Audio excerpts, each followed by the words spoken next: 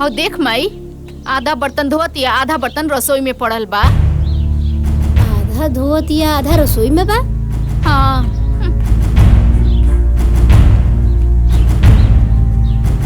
और सारा बर्तन पड़ल बा तो वो कौन बर्तन धोतिया?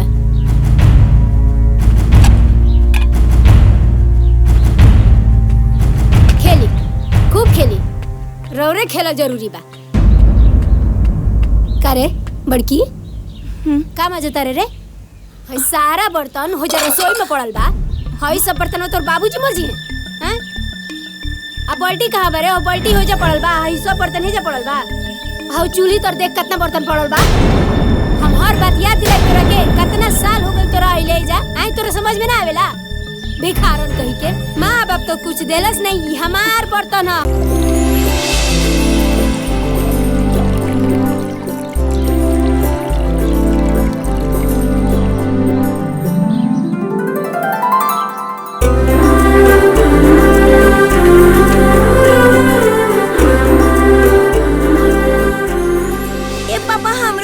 साइकिल चाहिए। अच्छा तो हमें राजू बेटा के साइकिल चाहिए। साइकिल चलाव खाती बेटा तो के हमारे सब पढ़न पड़े पड़ी तो अब साइकिल चला पाइबो, ठीक बा? पहले बेटा तू पढ़ लिख के बड़ हो जा। बाबूजी आरती मंगवा ना सब। जय माता दी। का समझला? पापा हम बड़ कब हो कब? देखो तरु। जा बेटा, स्कूल के टाइम हो गइल बा, जाके तैयार हो जा। जा जा। ठीक बा माँ। ए जी सुनी ना, एगो बात कहे के चाहता नहीं। देखी ना बाबू कितना दुबरा गइल बा। एगो ओकरा खातिर दवा ले आई ना। ठीक बा, हम शाम के दवाई लेके आई। बाबूजी के दवाई टाइम से खिला दिया। हाँ बेटा शंभू, बहुत सही कहतरी। दवाई आज लिया दिहो, ना तो काल आज यहाँ काली माई तो दवाइयों जोहरे लगे। बाबूजी रउआ ऐसा काहे सोचे नहीं? रउआ आराम करी। अरे बहू, अब सोचला कि सिवाय बचले का बा। हूँ तहर सास ना सांप भी सांप। अब छोड़ो बाबूजी, सुनो। अच्छा ही मोहन कहाँ बा? रउआ तो जनबे करी नहीं, होइए अपन दोस्त लोग के साथ घूमत फिरत। ना जाने कब सुधरी। ठीक बा, हम चलते नहीं।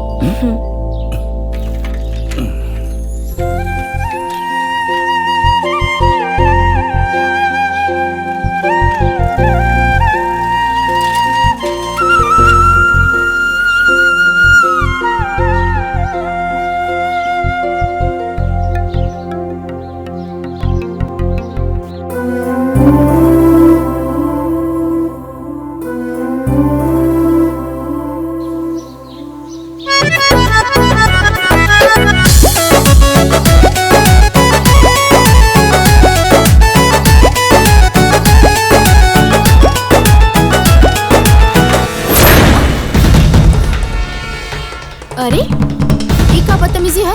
ये बदतमीजी ना प्यार। और बदतमीज बड़ा तू लोग। बदतमीज ना, बचपन से तोरा से प्यार करी। देखो इज्जत से कह रहल बानी, वरना बहुत बेइज्जती हो जाए तू दोनों की। खाली बहने से मिलबे, जीजा से भी मिल ले।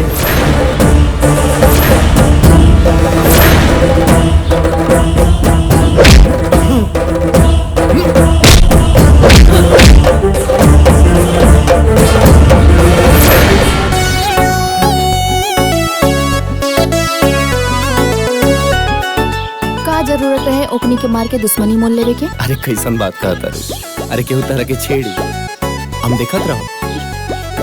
आओ चल।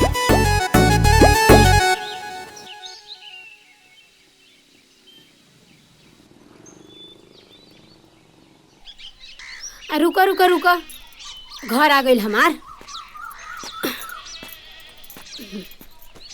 झोरवा ले लेवे दा। जा जा। अरे बाप रे बाप, हमारे इतना महंगा सब सामान गिरा दिलस। मनहूस कहीं के, जब से पैदा भइल बाड़े तब से नुकसान ही कर रहल बाड़े। भैया इतना महंगा सब सामान गिरा के रख देले। जायती ना माँ जी, ना देखलस।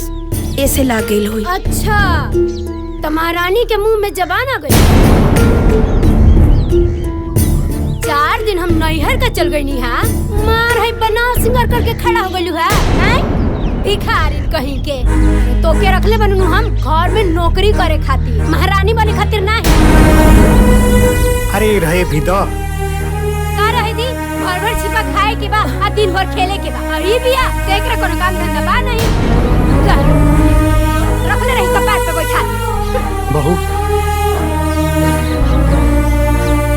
एकरा बात के बुरा मत मनियो। कहल जाला कि कुकुर के पूंछ में कितनो तेल लगाओ तो टेढ़ा के टेढ़े रहेला, फिर कभी सोच न होला। हुए हाल तरह सास के बाद।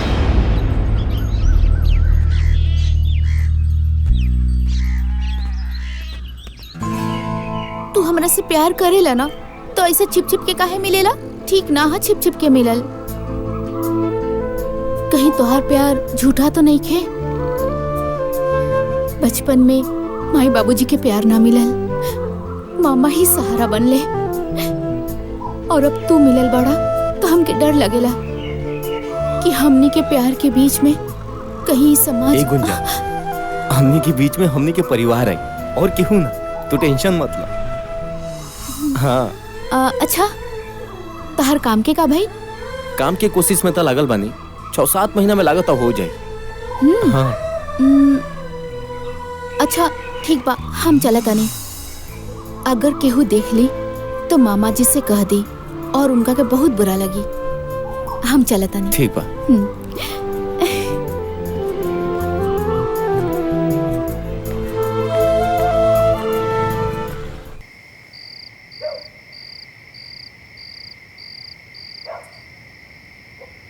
कैसन किस्मत बनौला भगवान हमार, जो हम अपने बीवी बच्चा के भी कोनो सुख नहीं दे पाओ।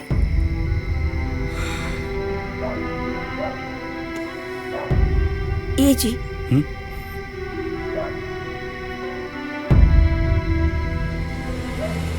रउआ काहे माई के बात के लेके इतना परेशान बानी? अरे ऐसा कोनो बात नहीं खे भाई। अरे राजू के डटबे न कैली हा का दादी माँ का इतना हक ना होला अपन पोता पे? कैसे मिट्टी के बनल भारत हो।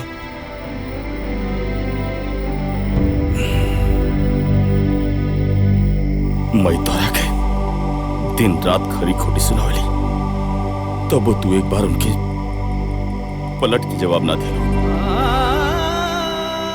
और जवाब देबू कैसे? जो हमार किस्मत खराब बा, न हमरे लिए कोई अच्छा नौकरी बा, नहीं कुछ कमाता नहीं। अगर जो हम कमाती तो हमारा पूरा परिवार की गुलामी ना करे पड़ी। अरे रउआ का बात करत आनी? अपना घर में कोनो काम करे से केहू नौकरानी ना हो जाला। और ये रउआ का हाल बनौले बानी? ए जी सुनी ना, अगर रउआ हमार जिंदगी में बानी ना तो हमरा हर सुख बा। अब चली हंसी।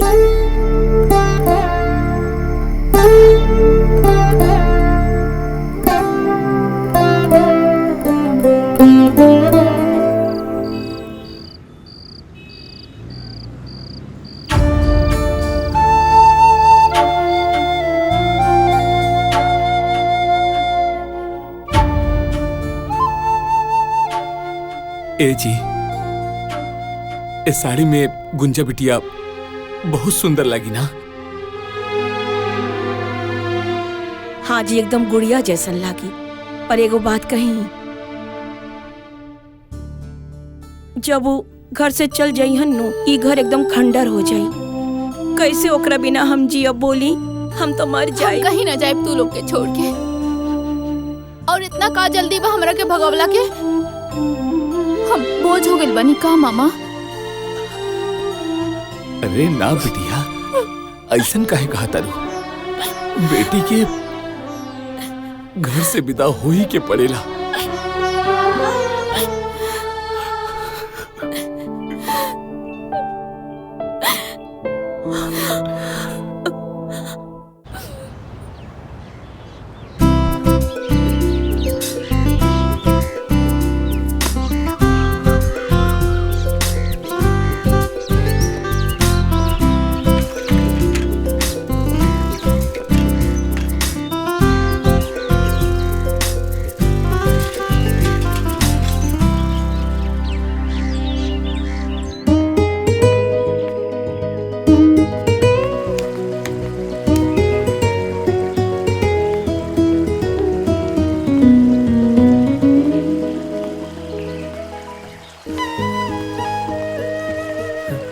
गुंजा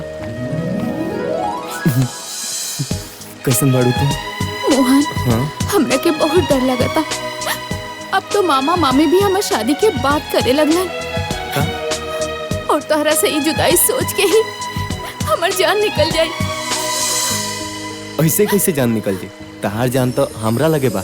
और वैसे भी ऐसा न तो हम कबो ना आवे दे। हम बहुत जल्द माई से बात कर ले।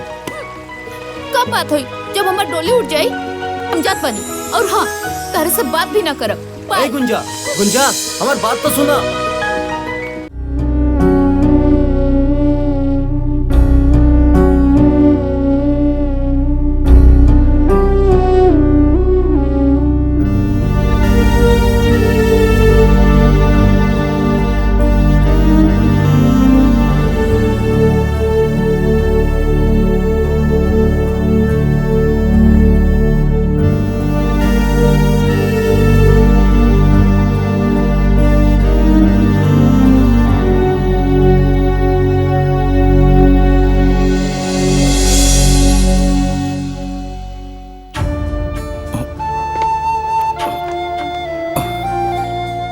आओ बेटा।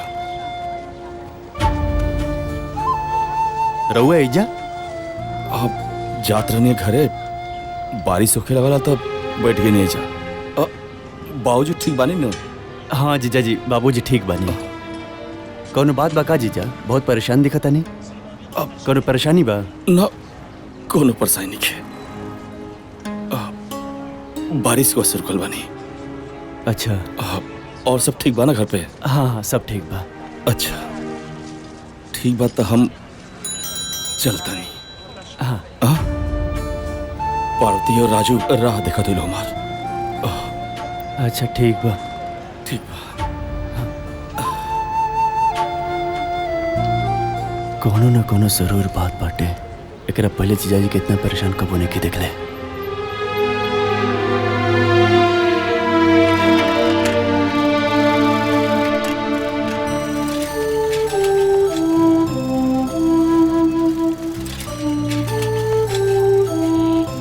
सारा घर के दाल चावल तेल सब्जी सब लेके आई तब जाके खाना बनाई है।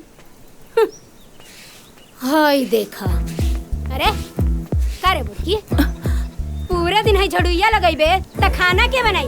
तोर माया के बनाई है? पकड़ पकड़ सब्जी और जाके खाना बनाओ। भूखे का पार फटता हमार। सांझ हो गइल बा, समझ नहीं के अगत बेरी के टाइम भइल बा। खाना वाना बनाई, चूल्हा चौका जोरी, आग योग लगाई है। पंखो लेके जाओ।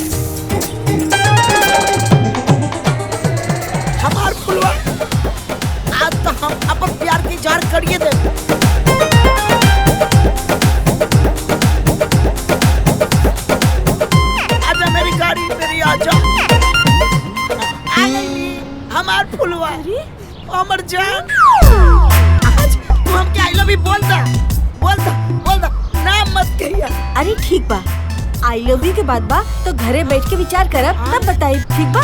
घरे बतियाबो। अरे घर पे राय बात करब तब ही तो शादी हुई। अरे हमके बर्दाश्त नहीं क्यों? अच्छा बर्दाश्त करा। ठीक बा? चुम्मा दे देना। हम बताए। हाँ हमार फुलवा अब हम कैसे जिया? ठीक बा, जा जा। हम ही घर के गुलामी करे नहीं की आयल। ठीक बा? इतने रहुआ काम काज के चिंता बना तो एगो नौकरानी रख ली तब हमरा के बोला। चाय बनावा, झाड़ू लगावा, पोछा लगावा। हमार तो जिंदगी खराब हो गई बा दिन भर खटत खटत। अपना मायका से भर भर के दहेज लेके आयल बानी। आ इतने रहुआ खाना पीना साफ सफाई के चिंता बाना तो एगो नौकरानी रख ली तब हमरा के बोलाए। अरे तू कैसन बात करता है? आपन काम किए ना करेला। आपन काम करे में कोनो शिकायत बा? कहनी ना हमरा से ना होई तो ना होई। रउआ इतने चिंता बना तो पहले नौकरानी रखी फिर हमरा के बुलाए। हम जाता नहीं अपना मई के। अरे जा जा तरू तो जा। जैसन गेहूं वैसन रोटी, जैसन माई वैसन बेटी। हमार तो किस्मते फूट गई। कैसन घर में बियाह हो गइल बा।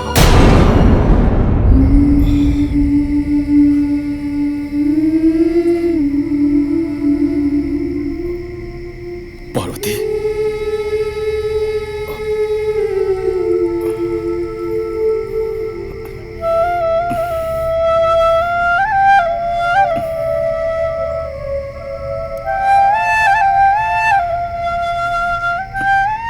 पार्वती लगा था कि माई के बात से तू नाराज बाड़ो। अच्छा तू हमसे नाराज बाड़ो कहे कि जब से तो के बियाह का खिलाल बानी तो के आज तक हम कोनो खुशी ना दे पानी। ना जी ऐसन मत बोली। देखी ना माई हमरे साथ जे भी दुर्व्यवहार करी हम उस सहजानी। देखा पार्वती एक दिन माई जनवाना हमने की जरूर समझी और हमने प्यार भी करी। सब ठीक हो जाए। हमरा के तो बुझाता कि माई के प्यार हमरा के कब्बो नसीब ना होई। देखी ना बचपन में माई छोड़ के चल गई और जब ब्याह करके आई नी सास के रूप में माई मिली। लेकिन तू चिंता मत करो। सब एक दिन ठीक हो जाए। देख लिया। चल चल।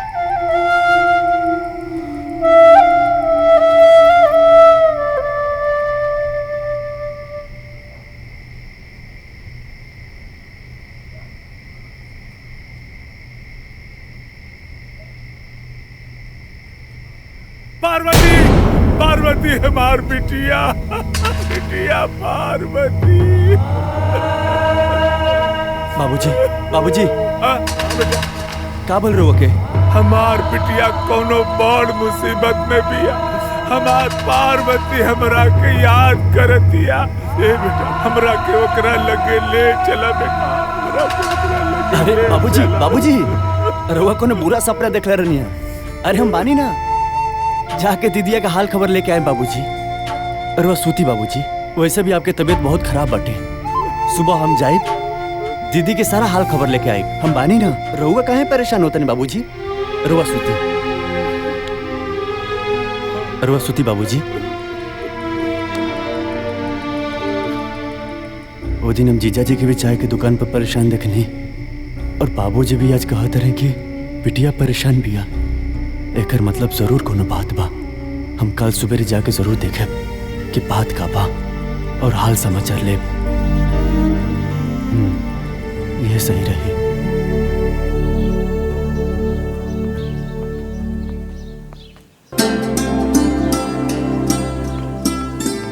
ये देख माई अजय सुतल भी है। आप उठाई। उठाओ माई। ए माई ये देख काली अलबानी आ गए बाबू घूम के। देखी ना माई रवा खातिर कितना सुंदर साड़ी लेके आइल बानी। अरे हमरा खातिर साड़ी लेके आइल बड़ू बहू रानी।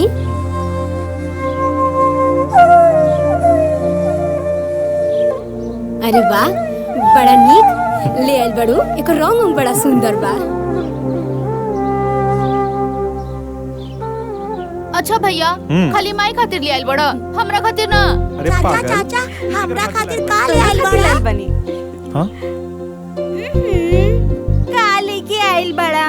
जब देखा तब भाग के चल आवेला और गले लग जाला। जा अपन पापा से मांगा।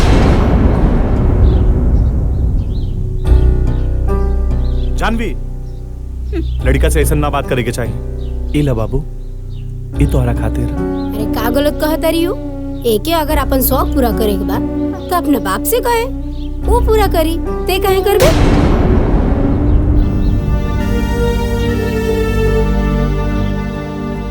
सही कहत रे भाई। आजा बहू। पापा बच्चा बा माई, एकरा का मालूम बा कि एकर बाप का मला नहीं। जब बड़ हो जाई खुदे समझदार हो जाई। घर में नहीं खे खाए पिए के, खाली ढोंग करे के जानता। ए माई, ते का हमेशा बकवास करत रहेले रे? मोहन, माई से ऐसन बात करल जाला? हाँ? हमार बात तो सब केहू के बुरा लग जाला। माई लो इनकरे कमी रहल हा, आ गइलन।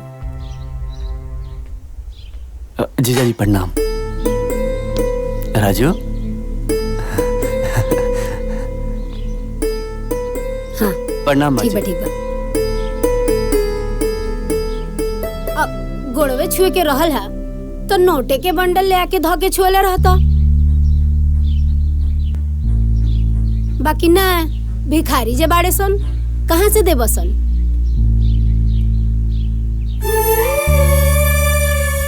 आज तो कुछ देला ना, चल आवेला मुंह उठा के बहिन की है, लाजो ना लागेला। खाए के मिल जाई अच्छा अच्छा। ना ना माँ जी, ऐसन कोनो बात नहीं खे। हम दीदी के हाल चाल लेवे आए रहनी, हो गई। अब हम चलत नहीं। अरे बाबू तू बैठा, हम तोहरे लिए नाश्ता पानी ले आवत हनी। ना ना दीदी, तो उससे मिले आए रहनी। सुंदर, अब बाबूजी की तबीयत ठीक बा ना? हाँ बाबूजी ठीक बने।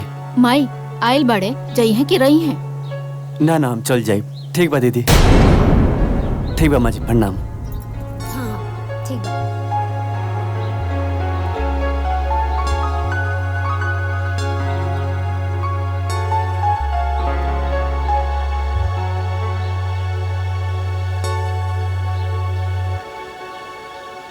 जब देखा तब मुंह उठा के चल गया। अरे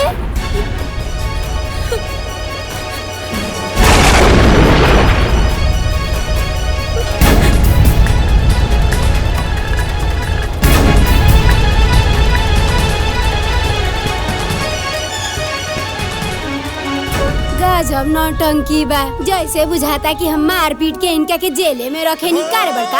देख तो एकरा के हम का बोल देनी कि भाग के चल गई। कतना ही नाटक करतिया। तेहू जो तेहू जो ओकरा पीछे जो, मेहरी के गुलाम के।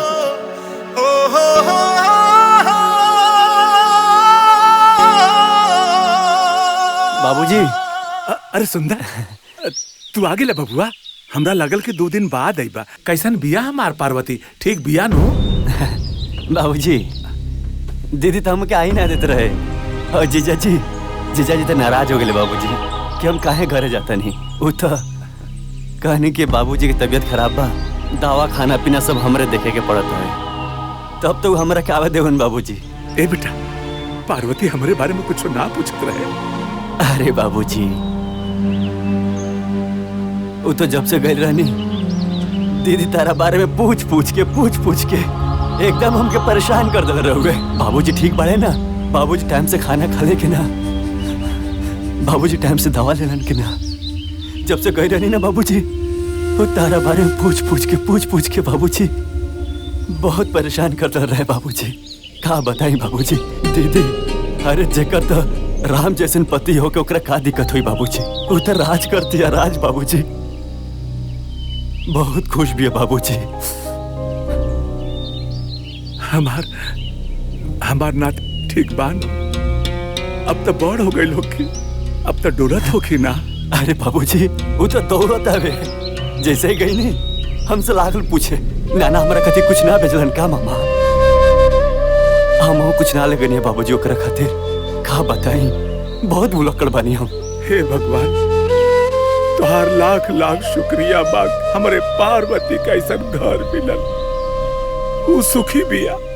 बस हमारे पार्वती पर ऐसे ही कृपा बरसौले रहिए भगवान, ऐसे ही कृपा बरसौले रहिए। ठीक बा बाबूजी, रोवा सूती, हम थोड़ा हाथ मुंह धो ली बाबूजी।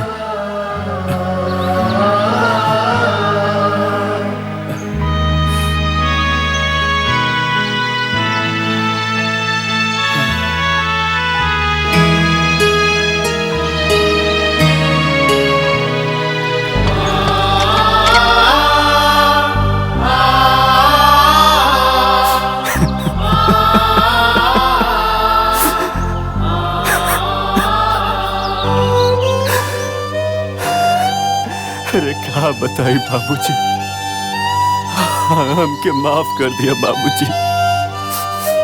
तो से झूठ बोले के पड़ गई ना बाबूजी। अरे ओकर जीवन तो नर्क से भी बदतर बा बाबूजी।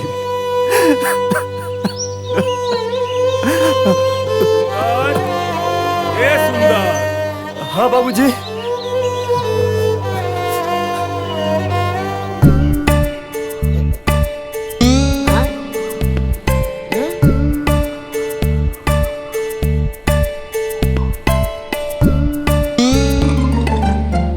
करे तोर चोखा लेके मुंह देख के ना हमारा सारा मूड खराब हो गई। न कुछ बोला तारे और न कुछ बतावा तारे। बोल ना आखिर का भइल? का बताइए, हम तो अपना घर से परेशान बानी। घर से का बात बा, कुछ तो बताओ। का बताई हम तोहके, कल बड़की भौजी के भाई आयल रहले घर में, जोन भइल ना।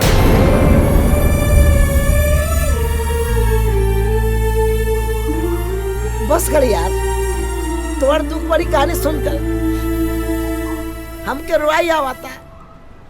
एगो तो हम पहले से परेशान बानी, वही में एगो तो आ टेंशन। का बोल तारा के नहीं जानते ऐसन का हो गइल? हमार फुलवा हमरा के छोड़ के दूसरा के बाग फुलातिया। कल जात रहली यस लगा और बोलुआ के बाहों में चिपकल रहे। बहुत दिन हो गए तो से बात केला, कहाँ रहलू इतना दिन? अरे बड़ा मुश्किल से तोरा से मिले आइल बानी। इतना फुलवा ये ससुरा कोना,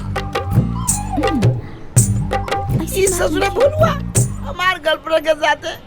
अरे हम अच्छा गुपचुप करत बा, अब तो बर्बाद हो गई। अच्छा चला कहीं और। अच्छा चलो। जो औकत बा एकदम ठीक नहीं के औकत हमार फुलवा। अब हम क्या करी तू बता।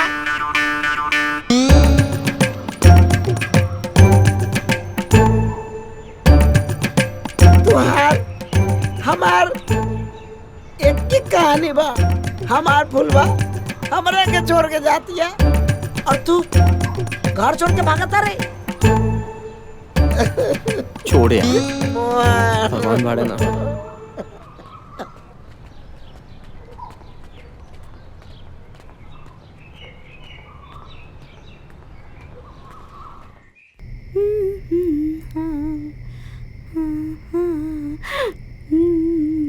जानवी, आज बहुत सज रहल बाड़ू। का बात बा बोला। हाँ देख, ये 10,000 रुपया घर के खर्चा खातिर दे दिया, ठीक बा। और हाँ, ये 5,000 रुपया तू रख ला डायरेक्ट तोहर पर्सनल। हाँ ठीक बा। और हाँ, इला 10,000 आपन नौका घर खातिर, ठीक बा। ठीक बा। और वैसे भी और अच्छा खासा पैसा जमा हो गइल बा, ठीक बा नु? ठीक बा। रुका, ये 5,000 रुपया तोरा साड़ी खातिर। हाँ। एका रखा, ठीक ठीक बा? बा, ठीक बा, ठीक बा।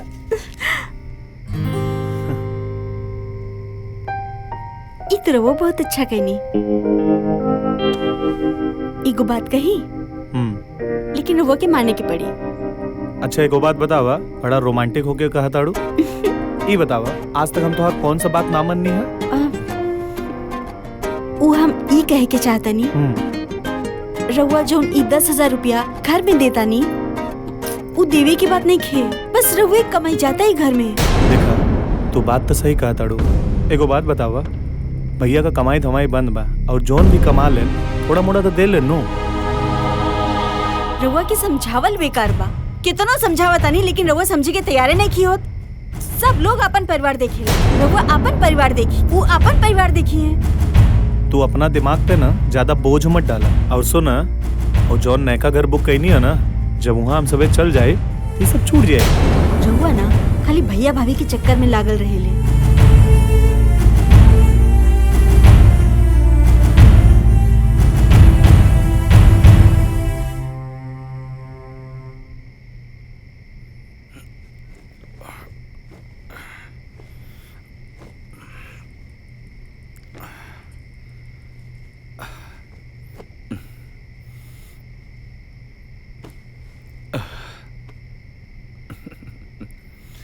जल्दी सोती है ना।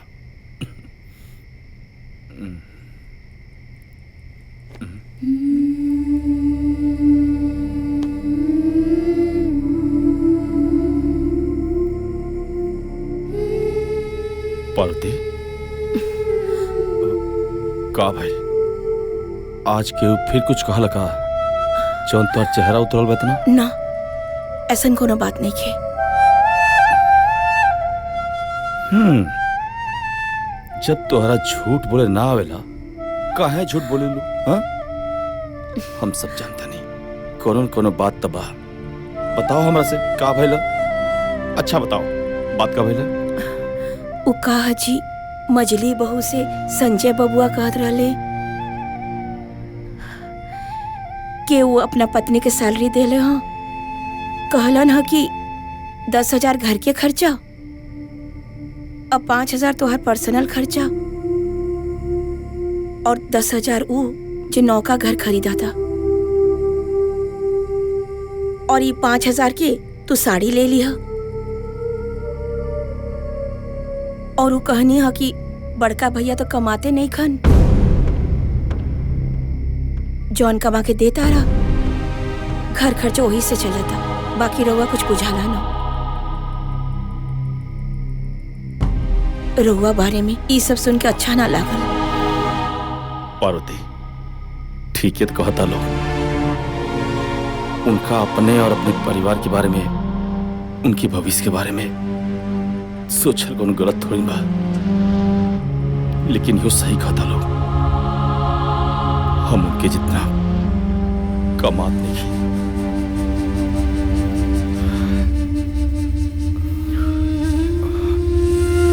खैर छोड़ो ये सब, चला आराम करा। आओ चल अब सुतल जा, बाबू सुत गेल बा।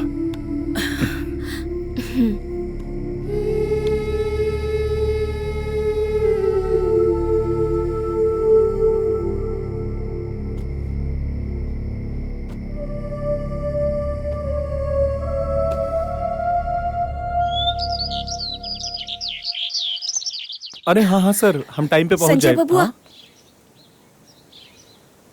नाश्ता तो करके जाई। गंवार का गंवारे रहबू का भोजी। और वैसे भी तोरा के देखे मालूम कि वो काम से बाहर जाला तो ओकरा पीछे से टोकल ना जाला। और वैसे भी जौन पनौती तू लगन के लागल बा ना, वो हमसे दूरे रहे।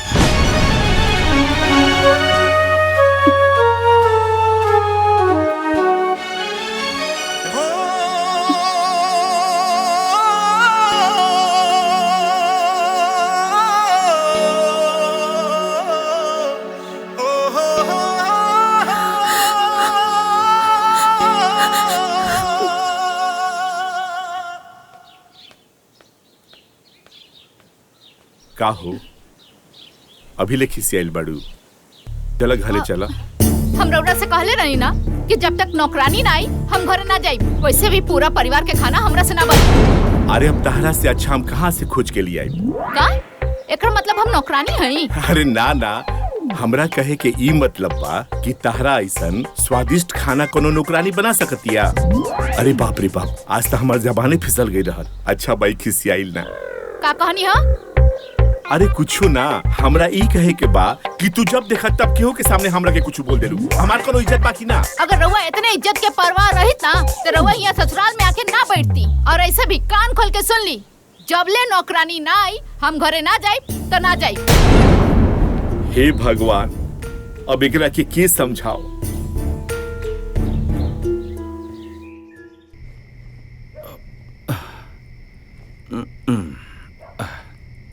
अरे पार्वती, आज बड़ा लेट कर दिलू हो।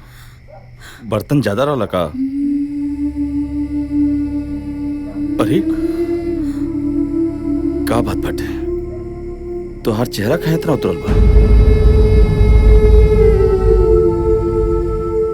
अरे तोहरा तो बुखार बा हो। ना ऐसन कोनो बात नहीं खे, थोड़ा सा बुखार बा ठीक हो जाई। थोड़ा सा बुखार बा ठीक हो जाई? हाँ, तोहरा अपन परवात कोनो करे नहीं। तू हमके बतौल तो डॉक्टर के पास जाके दवाई तो ला लेती। हाँ, एक काम कर, चलो बेटा सुता, तू आराम कर। चलो चलो आराम कर बेटा, बेटा आराम से बेटा।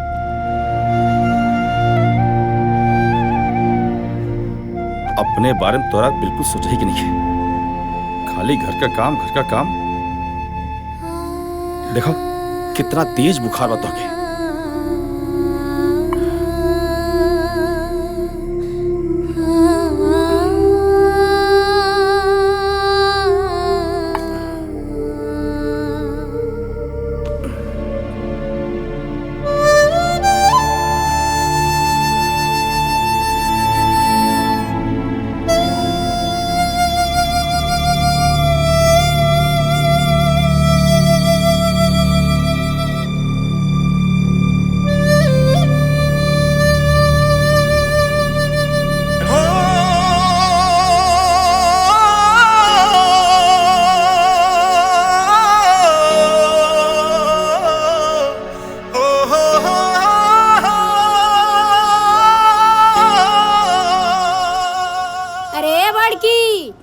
बिखरनिया पता नहीं कहाँ बिया, चाय पानी कुछ ना मिलला। घाम चढ़ गइल कपार पे, लेकिन चाय पानी नसीब ना भइल। अरे चुप करा, जब देखा चाय चाय दिमाग खराब कर देवेलू। चाय बिना ना हमार कपार फटता। रोगे चढ़ल बनी कपार पे बड़का बेटा पतो। भैया, ए भैया, भौजी के काहे ना समझावेला?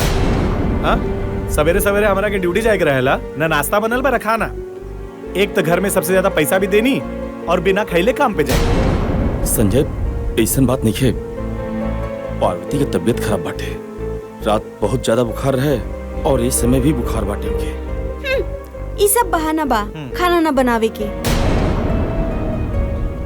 ठीक कहता रू बहू, तू बहाना बनावतिया, लेकिन तू का करता रू? तोरा तो खाना बना लेवे के चाहिए, काहे से सबसे पहले तोहरे मरद ड्यूटी पर जाले।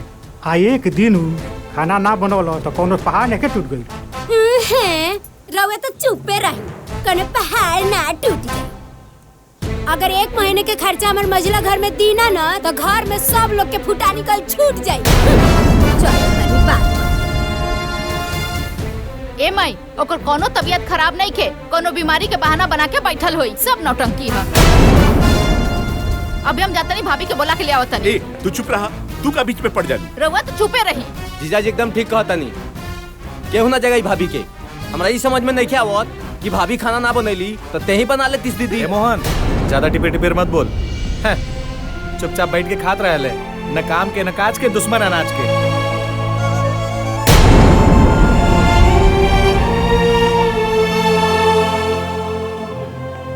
भैया, हमरा के जौन बोले के रहल हम बोल देनी है, दोबारा ऐसा न होके के चाहिए। चलो। खाना बनैला के अलावा और कामे का बा दीदी के? पड़ गई रउआ करेजा में ठंडक, अब हमार लड़का भूखे ऑफिस चल जाए।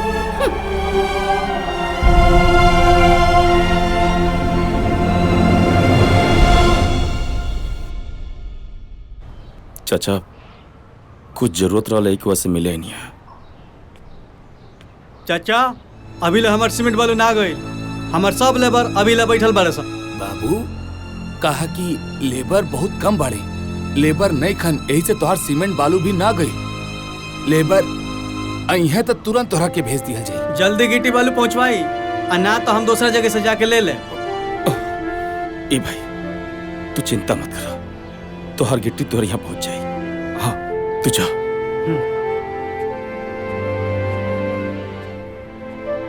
ए चचा, अगर वो कहीं तो गिट्टी बालू हम भरते नहीं, हमारी जरूरत भी पूरा हो जाई और आपके हमके कर्जा भी ना देख पड़ी। बाबू इससे बढ़िया का हो सकेला, हमार काम भी हो जाई, तार मजदूरी भी बन जाई। ठीक बा चचा।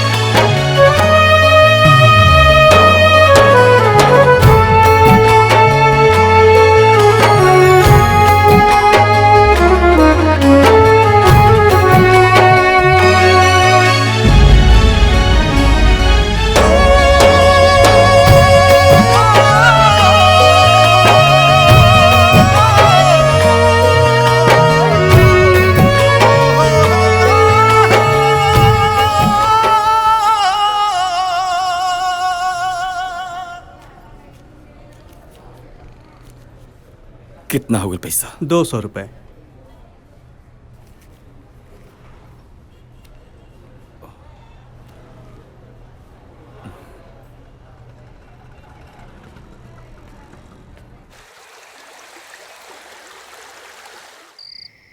ली देख ली मरचा के ठूट, कुल ऐसे ही पड़ल बा, कुछ साफ नहीं के कैले। देख ली कबे से बैठ के बर्तन माजतिया। देखी अब पता ना का ही सोचत रहेले 24 घंटा, और एकरा के कुछ कही नु त बड़का मुंह फुला लेवेला। जब देखा बोलते रहलू, कबो चुप्पो करल करा। ना बोली नु त पता ना का एगो मझिला हमार कितना कमा के वो कमा के ले आके देत रहो, आई सब लोग बैठ के खात रहो। हम कुछ कहे नहीं तो रउआ बुरा लग जाला। 2 घंटा से बैठ के ही बर्तन रगड़तिया, ई रउआ ने खेलो कर हैं, लेकिन हमार बोलल का लोग जाला।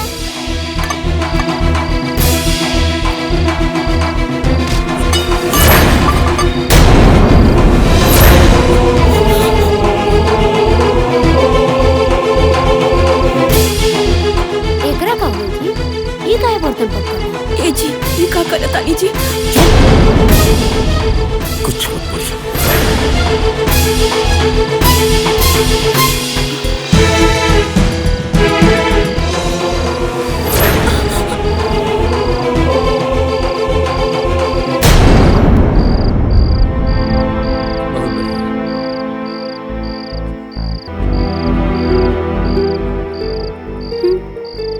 हमरा घर में गजब नौटंकी लागल बा, हमरा कुछ बुझाते नहीं क्या?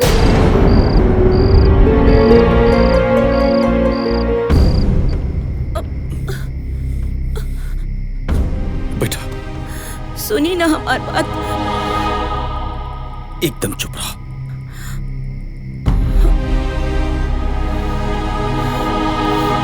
सुनी, कौनो बात ना मानी ले हमारा। कहाँ चल गईलन?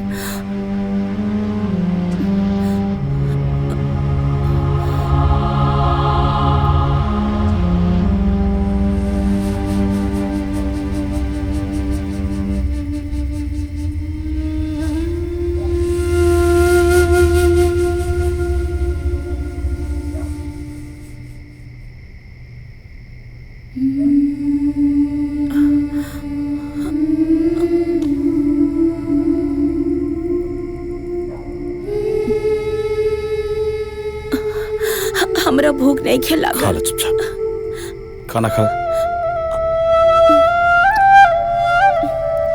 तो के मना कर ना, तोहार तबीयत खराब बात हो काम नहीं करके, लेकिन तोहरा हमार बात तो सुने के बाद नहीं तो कुछ हो जाई तो तू हमार बात खाई सुनबो। अपने मन का खाली तोहरा करे बाटे।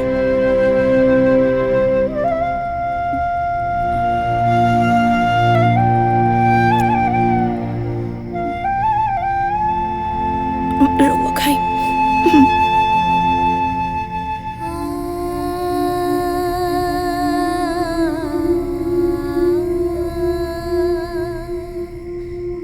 लापरवाह बोल तू। हमरा के कुछ ना होई। कुछ ना होई। इतना बुखार में तपत तलो कर बाद जाके सारा बर्तन मांज दो। हम ठीक बानी। तोहरे खातिर दवाई ले गेला नहीं। लखा लखा एक और खा।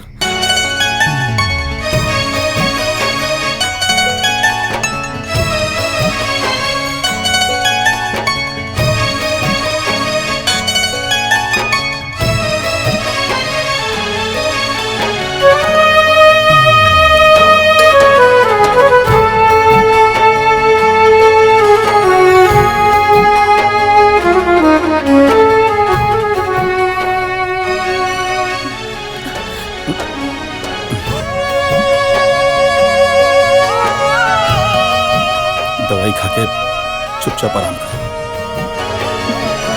अपने ही घरवा पराया जैसन लागे, अपने ही घरवा पराया जैसन लागे, कि करा से कोई दुख अपन कहाँ जाके, रात दिन कुहू के भीतरिए परान, ताना बाना सुनी सुनी भूखेला बिहान, ताना बाना सुनी सुनी भूखेला बिहान।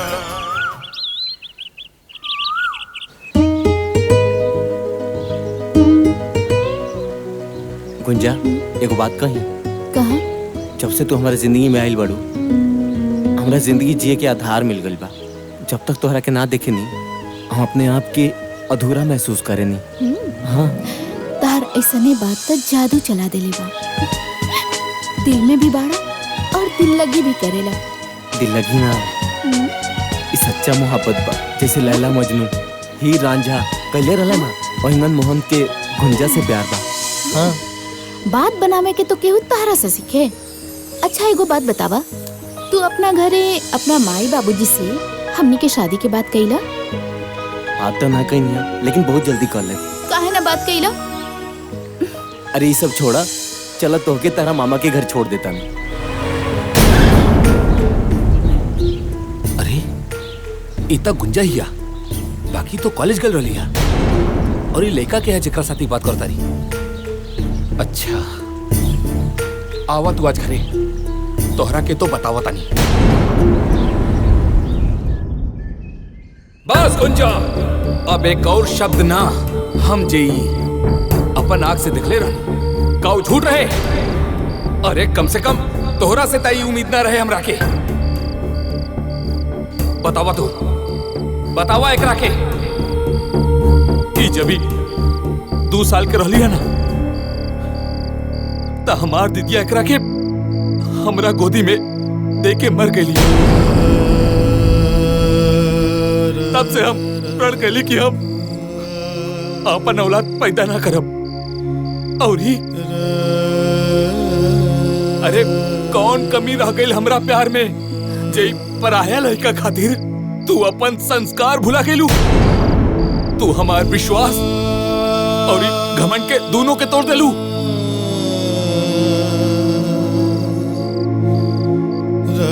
ना मामा जी, हमरा और विश्वास और संस्कार कुछ नहीं की भुलाई। रउआ जौन कहब हम उहे करब, लेकिन ऐसा ना बोली। तो कैसे बोली? आए अरे जौन चीज हम अपना आँख से देखले रहनी है, का झूठ रहे? मामा जी, रुआ जौन भी देखले रहनी है, वो सब सच बा। हम गुंजा से प्यार करेनी और इनके से शादी करब। अरे बचवा,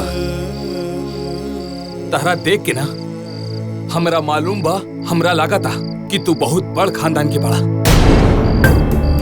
बाकी तोहार खानदान और हमारा खानदान में बहुत बड़ अंतर बा। बाकी एक चीज याद रखिए, चाहे वो गरीब होके या अमीर, सबके इज्जत इज्जत होला।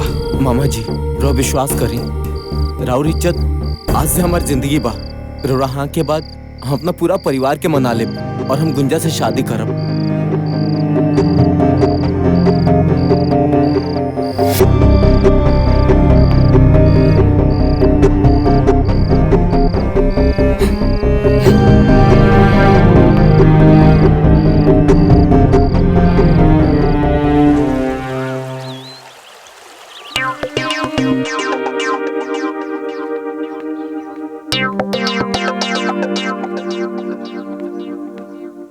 ए भौजी, भौजी।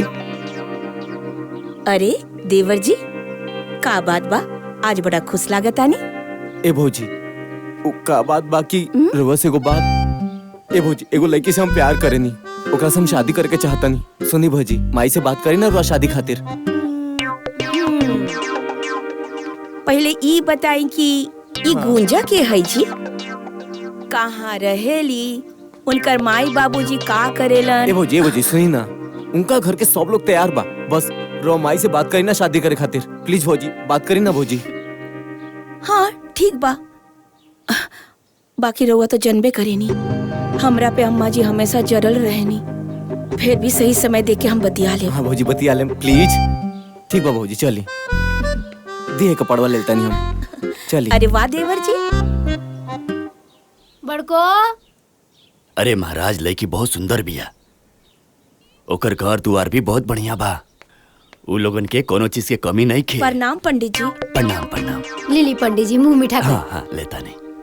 हो पनिया दो। का हो, ठीक बाड़ा नु? पंडित जी तो बुझाता कि तोहर ब्याह कराइए के मनी। जीजा जी रो तो पता बा, ऑलरेडी हम गुंजा से प्यार करेनी, उनकरे से शादी करब।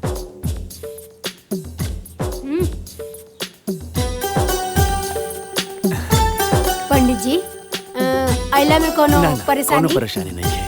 अच्छा तो तनी तो जना काम खाती आइल बनी उ करी, फोटोवा दिखाई। अच्छा अच्छा, दिखाओ तनी। ना जी। ई बाटे, ई देखी चाची जी लड़की के फोटो। लड़की तो सुनर बिया जी। हाँ हो, ठीक बिया ना? ठीक बा। सुंदर बिया, संस्कारी लागतिया।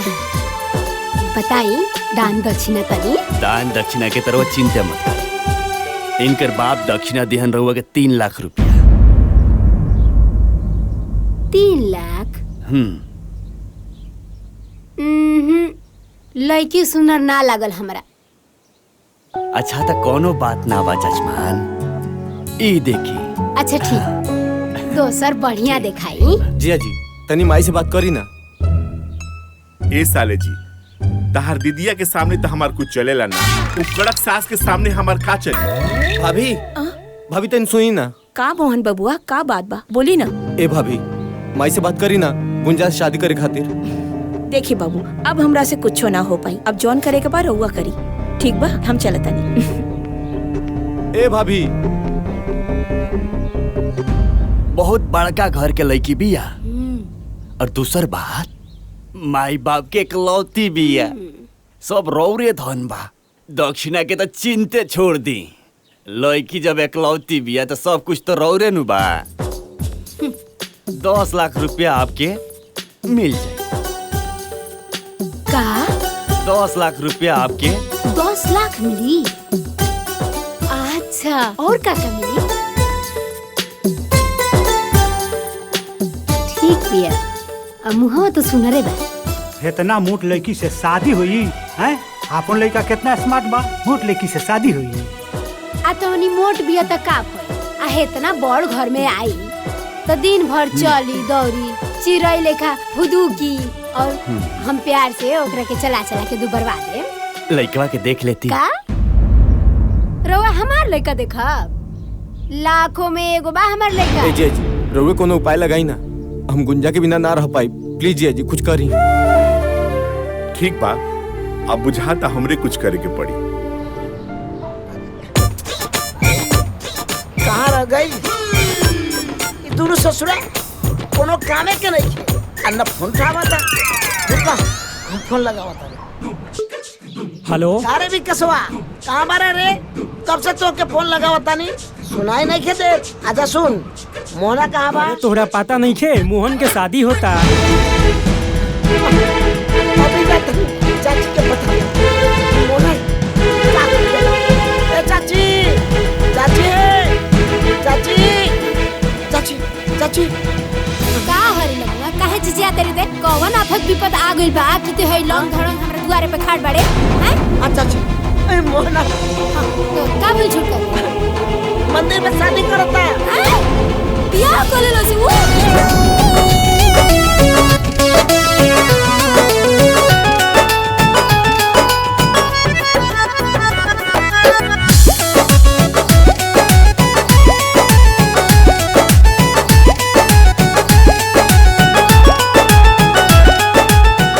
चाची और तो और हमरा के बारातो नहीं के ले गेल का? हाँ हमार सब धन लुटा गइल आ तोरा बाराती के पड़ल बा। मोहन बियाह तो कर ले लो, अब चाची के कैसे समझाई? अरे जन होई तो देखल जाई। जिया जी बानी ना। अरे अरे अरे और के तो देह ला। अरे अरे अरे भाई, अरे अरे अरे बाप रे, अरे का भाई? अरे ए भाई, अरे काहे मारा रे एकरा के? अरे अरे अरे अरे कुछ तो बताओ। घर में रहबे पता कर दे तो अपनी पता चली कि का भई। अरे जब बताइबे तब तो पता चली। भाग गई। अरे तोरा कुछ पता बा? अरे जब बताइबे तब ना मालूम पड़ी। अरे छोटका नु बियाह कलश मंदिर में जाके बियाह आवे दे ओकरा के घरे। आज को टंगरी तोड़ देब हम।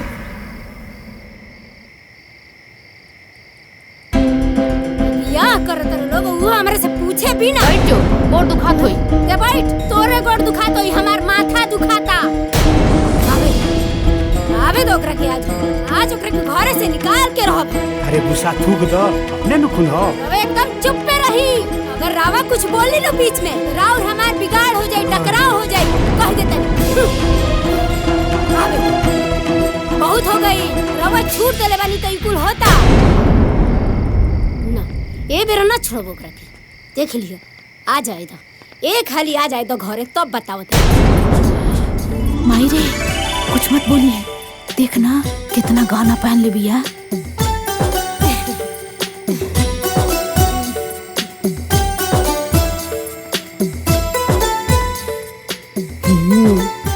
गाना तो खूब भारी पहन लिया। का बात बा, बहुत बढ़िया। नथियो असली लगता।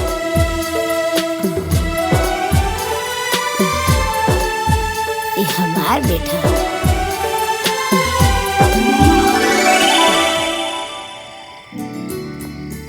चलिए देवर जी। चला ठीक भइला कि हम डटनी है ना। आई देवरानी जी, आई बाबूजी। प्रणाम बाबूजी। गोलातन बाबूजी।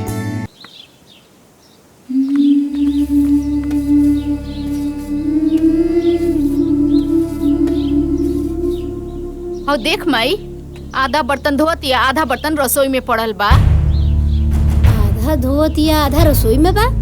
हाँ।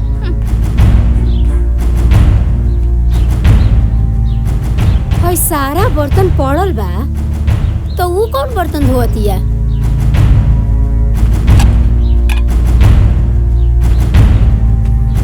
खेली खूब खेली, रौरे खेला जरूरी बा। करे बड़की का मजा रे? भाई सारा बर्तन हो जा रसोई में पड़ल बा। हई सब बर्तन तोर बाबूजी मर्जी है? अब बाल्टी कहाँ बरे? और बाल्टी हो जा पड़ल बा। हई सब बर्तन ही जा पड़ल बा। हाउ चूल्ही तर देख कितना बर्तन पड़ल बा। हम हर बात याद दिलाई तोरा के। कितना साल हो गई तोरा आइले जा, आई तोरा समझ में ना आवेला? भिखारन कही के माँ बाप तो कुछ देलस नहीं। हमार बर्तन है, हमार बर्तन। चोर कही के जा देखा तब मनहूस लेखा बैठा रहतिया। काम करतनी कि करा से को पागल करके रख देले बिया। अपन कहाँ जाके रात दिन कुहू के भीतरिए परान। अच्छा लगा था कि हमरे कुछ करे के पड़ी। जब देखा तब ये लोग बड़की दीदी के सतावत रहेले। ताना बाना सुनी सुनी हो खेला बिहान।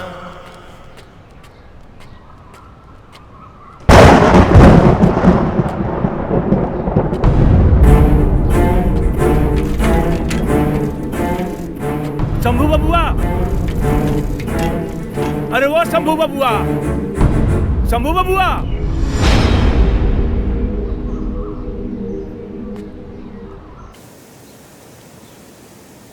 अरे भाग्यवान, छोटका के शादी हो गई, लगता खुश बाड़ू। काहे खुश ना रह मोहन के बाबूजी। अब हमरा मोहन के पसंद होला और जाना तनी कालू ओकरा के हानि छुआ देनी है। घर के सारा काम काज में लाग गइल बिया, बड़ा अच्छा से करती और गहना भी कितना पहन के आइल बिया नु। किचन के सारा काम संभाल लेली। माँ जी चाय ली।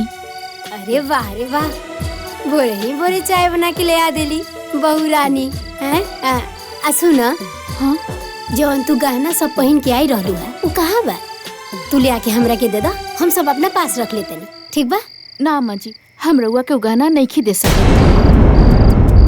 काहे कि वो हमरा माई के आखिरी निशानी बा। हम चलता नहीं, दीदी के भी चाय देवे के बा। हाँ हाय देखी 2 दिन की आइल ना भइल एकरा आ चलती चलावे लागल। अरे भगवान, कब तक ले हिटलर बन कर रहबू? कबो महतारी बन के भी तो देखो।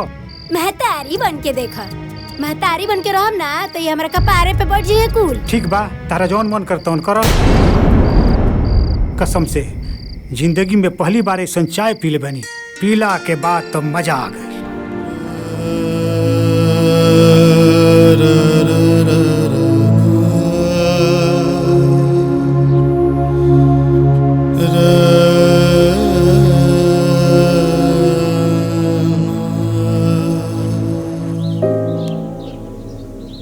तू जब से हमारा जिंदगी में आइल बड़ू, हमार जिंदगी सुधर गइल बा।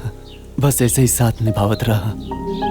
सुनी ना, ई तो हमार फर्ज रहला और रउआ साथे 7 फेरा जो ले ले बानी तो पूरा तो करे के ही पड़ी ना। सुंदर, जवन पूछा तानी तवन सच सच बताइया। का भइल बाबूजी? बहू तू चुप रहा। का रे, तू तो कहत रहले कि बबुनी राज कर दिया। जब बबुनी राज कर दिया तो शंभू बबुआ बाजार में ठेला काहे की इज्जत बाड़। अरे उनकर हालत देख के हमार करेजा रो रहल बा। तू हमरा से झूठ काहे बोल ले, काहे बोल ले, काहे बोल ले, काहे बोल ले? अरे बाबूजी, हम दीदी के घरे गइल रहनी, ओकरा घर के हालात देख के हम का करी बाबूजी, हम खुद टूट गए अंदर से। बाबूजी ऐसे भी और तबीयत खराब रहेला बाबूजी, रहो के बर्दाश्त कर पाती बाबूजी, यही सब ना बताओ।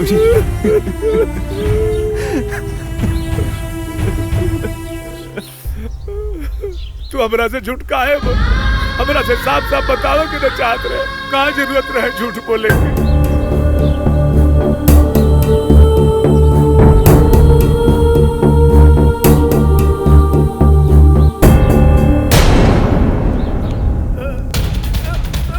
बाबूजी, बाबूजी, बाबूजी, बाबूजी, बाबूजी, बाबूजी, बाबूजी, बाबूजी, बाबूजी, बाबूजी, बाबूजी। अरे का बोल चाचा? ए चाचा, सुंदर भैया, का हो गई चाचा के? का हो गई?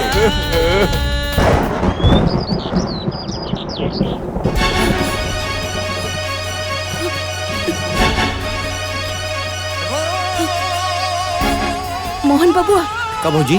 हम क्या हमार घर छोड़ दी?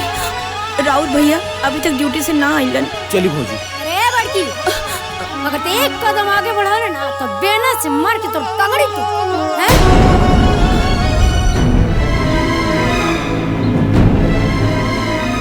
अरे मारे वाला तो मर गए, ते के जाके जिंदा कर देबे। जब देखा तब, अरे तोरा तो नैहर जाए के बहाना चाहिए। नैहर जाए बड़ी आइल बड़ी नैहर जाए। चुप करी माँ जी।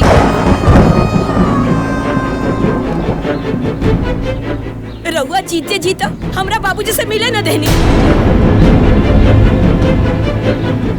और आज वो मर गईलन, रउआ फिर भी मना करत तानी। अरे कम से कम एक बार उनकरा के देख तो लेवे दी। तो इतना हिम्मत अरे माई का हो रहल बा? चली भौजी, भैया सुनिए तो खुदे आ जाए। चली माई के तो कुछ बुझाला ना। का भइल?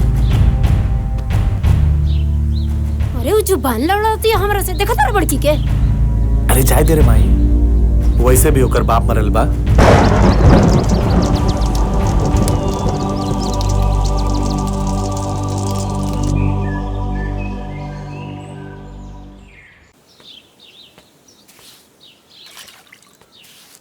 बाबा मम्मी कब आई? अरे आवते हुई बाबू। बाबा सेब खा ली। जा बाबू खा लो।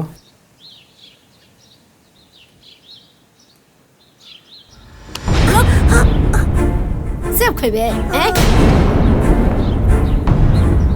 इतना सेब खाए के मन बना तो अपने बाप से बोल, बाजारे से जाके खरीद के ले आवे।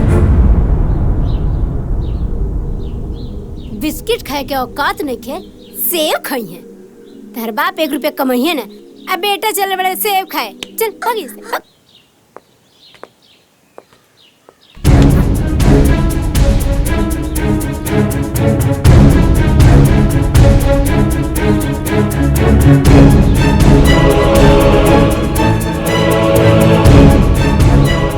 मम्मी मम्मी रउआ सेब खाए के इतने शौक बा तो रउआ बोली बाबूजी के कमाई के। तोर इतना गुंजा, तू माई के हाथ से सेव काहे छीन लू हो? नहीं, भाई तोरा बाबूजी के कमाई देखा दिया, हमरा हाथे से सेब छीन लेलस। गुंजा माफी मांगो। हम काहे मांगी माफी? जो अम्मा जी कहनी है उहे हमहू कहनी है। मोहन,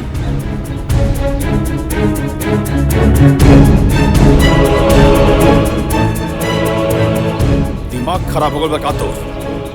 औरत पे हाथ उठाता होते हैं।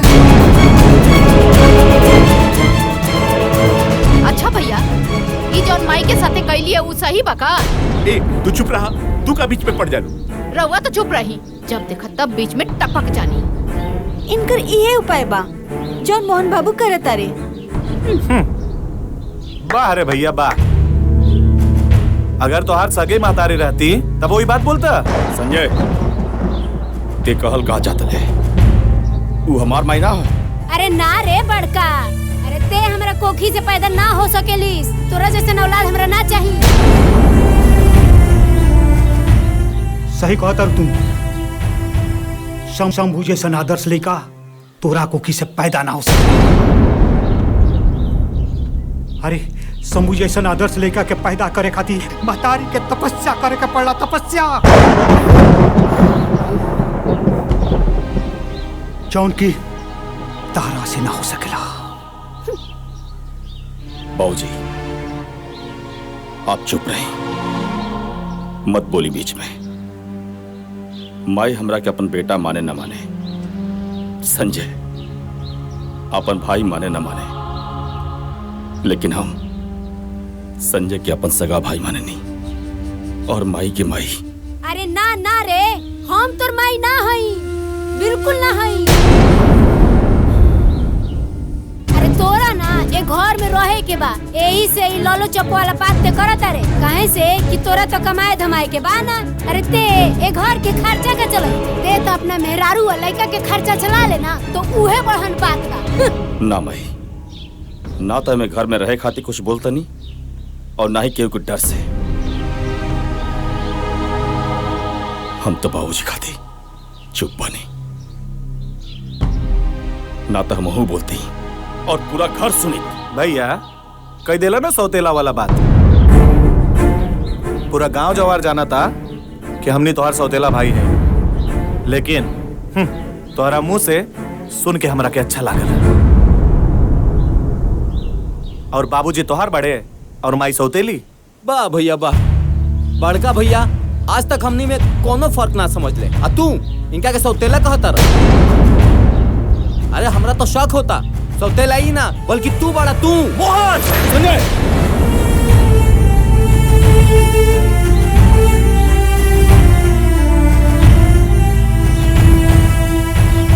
कहा ना जेकर पैसा लागेला ना ओकरा के ही पता चलेला ओकर दर्द।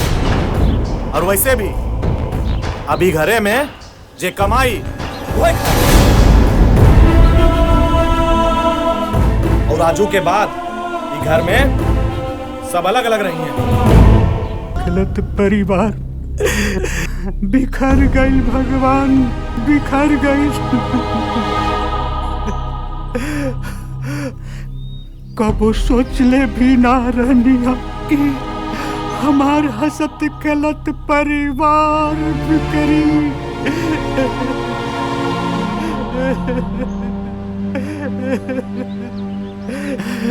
हे भगवान।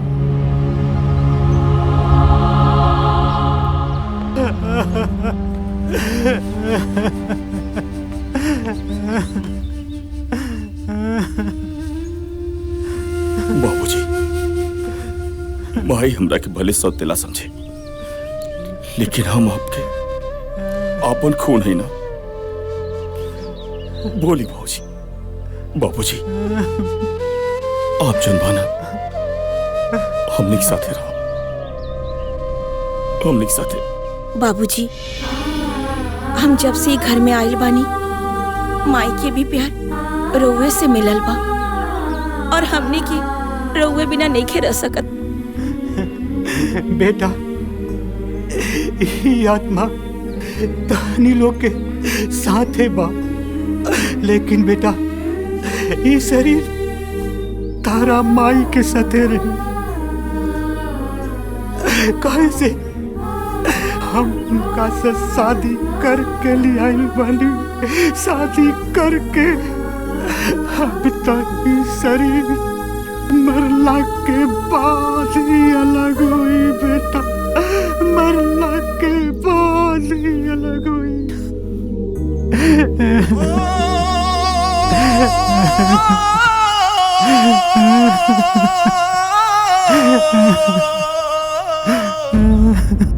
बंटवारा हो गइल, अब हम रहम मझिला संगे। ए मझिला रुक रुक, कहाँ जाता रे? हय अटैची लेके कहाँ जाए की तैयारी होता है? देख माई, कहा ना हम जाता नहीं नौका घरे में, और वैसे भी ना वहाँ से ऑफिस नजदीक बा। और एक बार बताए माई, यहाँ के मचमच से हम उबिया गइल बनी, हम ओजे शिफ्ट होता नहीं। ए मझिला, हम इधर रह के का करब रे तोरा बिना? हम हो के लेके चल चल। अरे माँ जी, यहाँ की तो कुछ बड़बड़ानी, और वैसे भी वहाँ का माहौल बहुत खराब बा, और हमनी के खुद भाड़ा पर रूम ले ले बानी। जब हमनी के घर ले लेब तो रउआ के बुला लेब, ठीक बा? चल माई, हमने जाता नहीं। प्रणाम। सुना ना, ए मझिला संजय,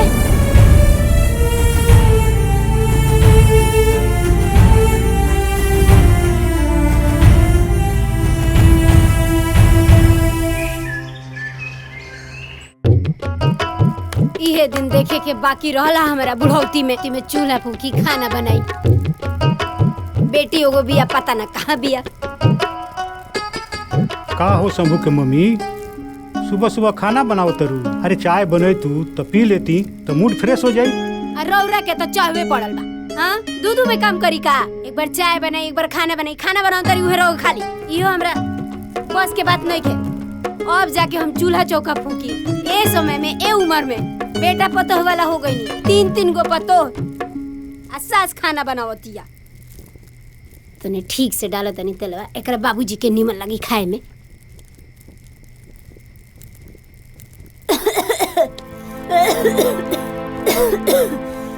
का भइल हो?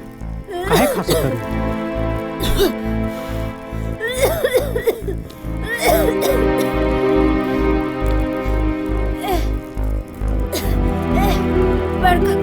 बाबूजी। अरे शंभू के मम्मी, ये का हो गई? बहू, अरे मोहन, देखो तो तारा माई के का हो गई? अरे माँ जी का हो गई? माँ जी के का हो गई? का हो गई? संभल के ध्यान से, हाँ ध्यान से।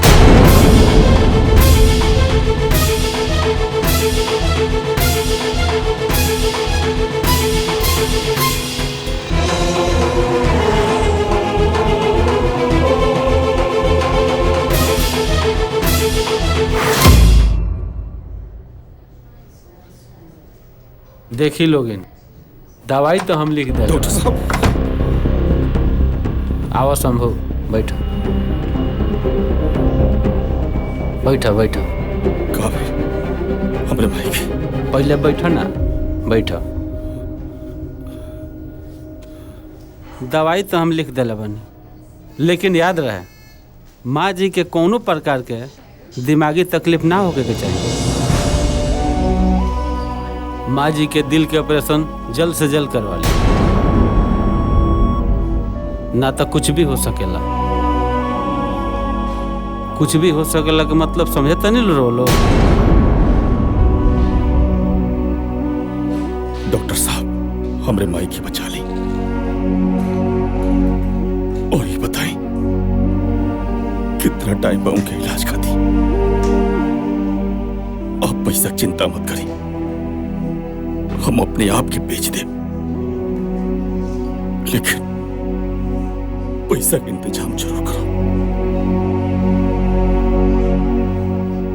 हमके ये बताएं कितना पैसा लगे उनके इलाज में? हाँ डॉक्टर साहब, जौन भी बात बा साफ साफ बता दी, कहे कि माई के इलाज में कोनो कमी ना रह के चाहिए। हम तो रउआ लोग के हालात जानत नहीं। रउआ लोग मात्र 5 लाख के इंतजाम करी। 5 लाख रुपया? अरे इतना पैसा कहाँ से आई? बाबूजी अब चिंता मत करें, हम कहीं न कहीं से 5 लाख का इंतजाम जरूर कराओ। देखी रउआ लोग बाहर जाई, हम यहाँ से कुछ अकेले में बात करे के चाहता नहीं। आई बाबूजी।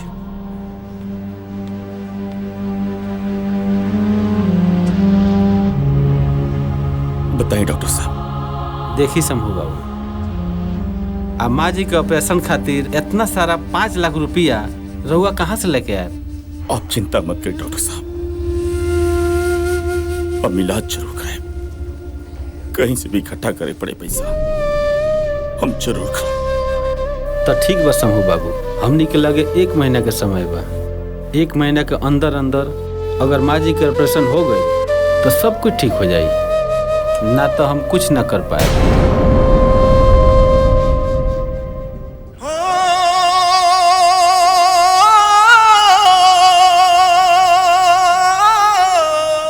ठीक बा डॉक्टर साहब।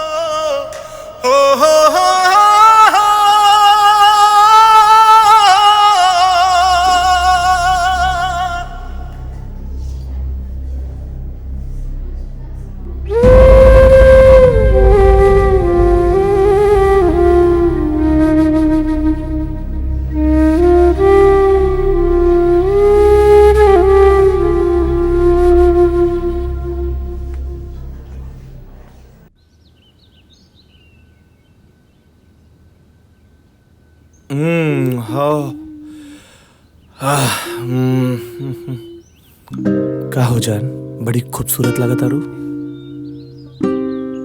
रुआ हमसे बात मत करी। तोहरा के मालूम बा हमरा के सबसे ज्यादा अच्छा का लागेला? तोहार रूठल हमार मनावल हमरा के बहुत अच्छा लागेला। और वैसे भी हमार धर्मपत्नी, हमार बात सुना ना। ई बताओ हमार धर्मपत्नी, ई रोमांस के मूड में काहे किसी आइल बाड़ू? रुआ हमरे से ना प्यार ना करेनी।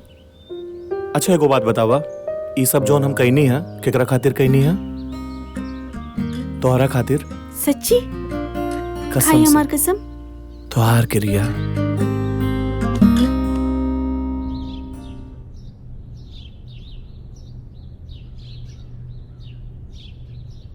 ए मोहन के बाबूजी, हमरा का भइल बा जी?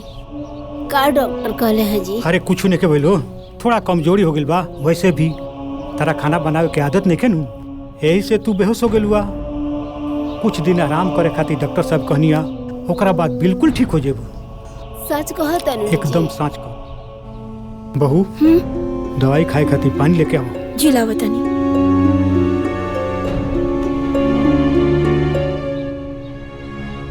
टेंशन मत करो, दवाई खइबू ठीक हो जाइब नु। हाँ ठीक हो जाइबू। ई काहे जाइल बिया जी? ई तो अलगे हो गइल बिया नु। वैसे भी एकर छुअल हम पानी ना पियम।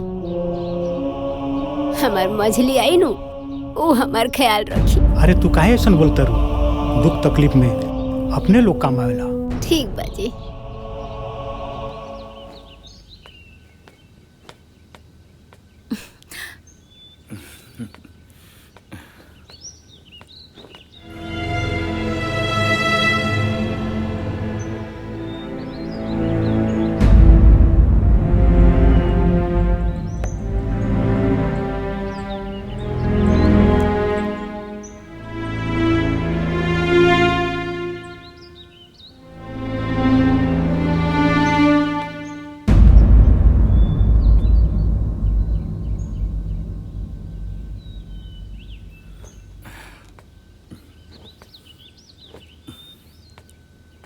जातन काम पे, शाम क्यों जल्दी है?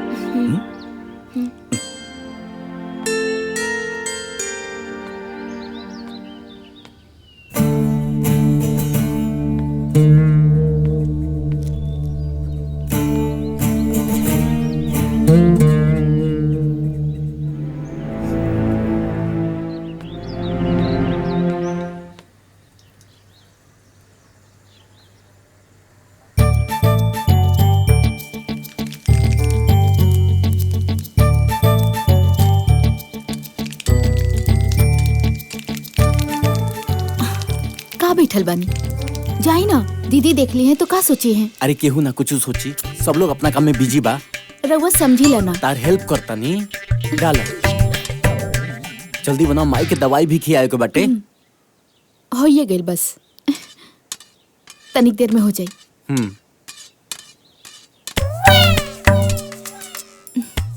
जाई पहले जाइए, जैसे हम बनावा तनी। बनाओ ना, हम जाता नहीं।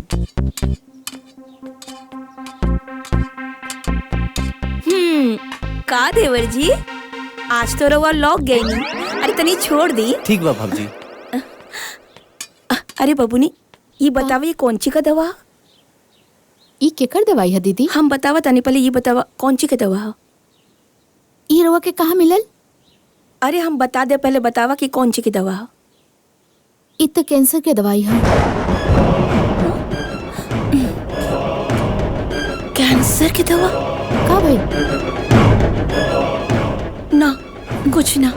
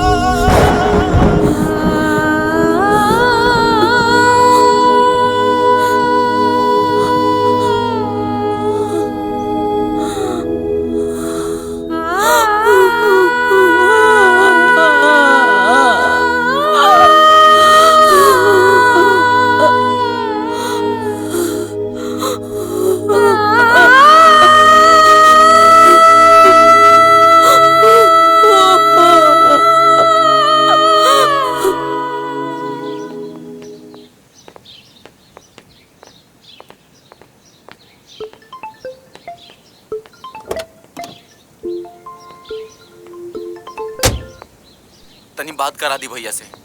का बात बा? हमके बताई, हम वहाँ से बोल दे। माई के बहुत तेज से तबीयत खराब बाटे। डॉक्टर साहब कहतल हैं कि 5 लाख रुपया लागे। यही बारे में भैया से बात करे करला। तनी बात करा दी भैया से। हमरा लगे नहीं कि वो फोन घरे छोड़ के गेल बनी। आइम तो बात करा दे। अच्छा ठीक ठीक बा? बा, रखा था नहीं। का भइल जानवी? अरे वो सहेली के फोन रहे। आवत अरे जब देखा फोन, अरे कितना फोन आवेला तोरा के?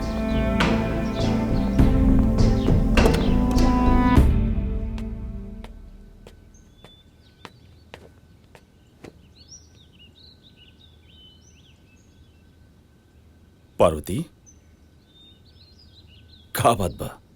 गुस्सा कहे बाड़ू? क्यों कुछ कहल का?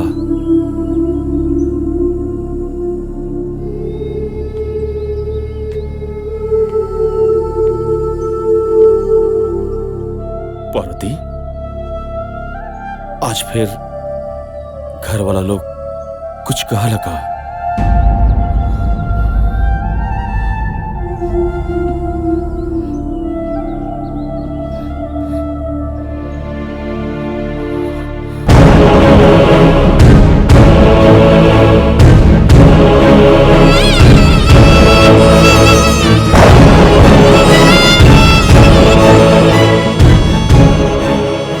रउआ इतना बड़ बात हमनी से छुपौनी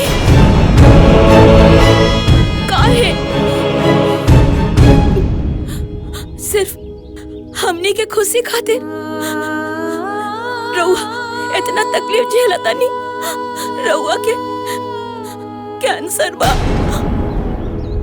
और रउआ हमरा के भी ना बताउनी कि रउआ मौत और जिंदगी से लड़ रहल बानी। हमरा के अपना ना समझनी का। अकेले इतना तकलीफ काहे सहतानी? चुप काहे बानी? बोली ना, काहे चुप बानी? कुछ तो बोली रउआ। का बोली तो से? का बताई तो से पार्वती? हम ही कैसे बताई कि हम मरे वाला बानी? हम हर रोज तिल तिल खुट खुट के मरतनी। बाकी रह गई बात, हम आज जिंदा बानी खाली तोहलो खाली। और तो के बता के तू हो के घुट घुट के मर देती। तू हो के कैसे मर देती पार्वती? हमारी बात सुनो ना। वो राजू को पूरा जिम्मेदारी तोहरे ऊपर बा। सुना हमारी बात, तू इतना कमजोर मत पड़ा, इतना कमजोर मत पड़ा। सुनो ना, अभी हम जिंदा बानी। अभी हमारा कुछ नहीं होके वाला। अभी हम जियो रउआ कैसन बात करतानी? अरे अगर रउआ के कुछ हो जाए तो रउआ सोच ले बानी हमने के का होई? और हम रउआ बिना कैसे जी पाई? ऐसे मत बोला। सुनो ना, तो क्या हमार कसम घर में केहू की मत बताइए तू। और घर में बाबू हुई तो ओके मालूम पड़ी तो ओकरा के सब बतावले से ओकरे ऊपर बहुत गहरा असर पड़ी पावती। ये बात की समझा तू। और अभी हम जिया मरा थोड़े मानी में। अरे अभी हम जिया, अरे हम जिया पावती तुम्हारा खाती और राजू खाती। अरे हम पे कुछ ना हो। तू बोलू ना, तू बोलू ना।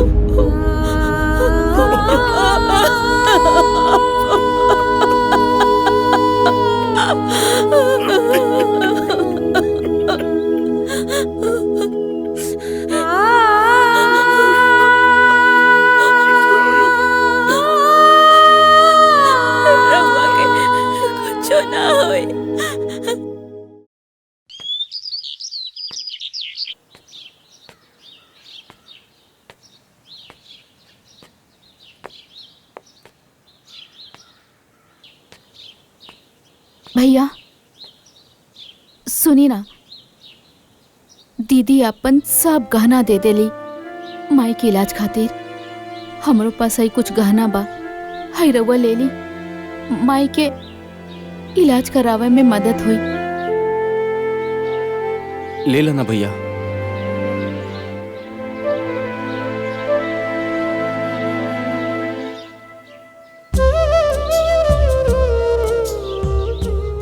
भैया अब आगे कैसे का हुई? तू चिंता मत कर, हम बानी ना कहीं से माई के इलाज खातिर पैसा के इंतजाम हर हाल में जरूर करब मोहन। ठीक बा भैया, जरूर कर। चलो।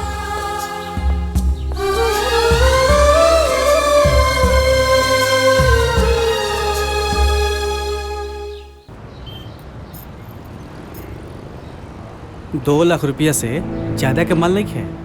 2 लाख रुपया? 2 लाख तो बहुत कम बा। ठीक बाटे।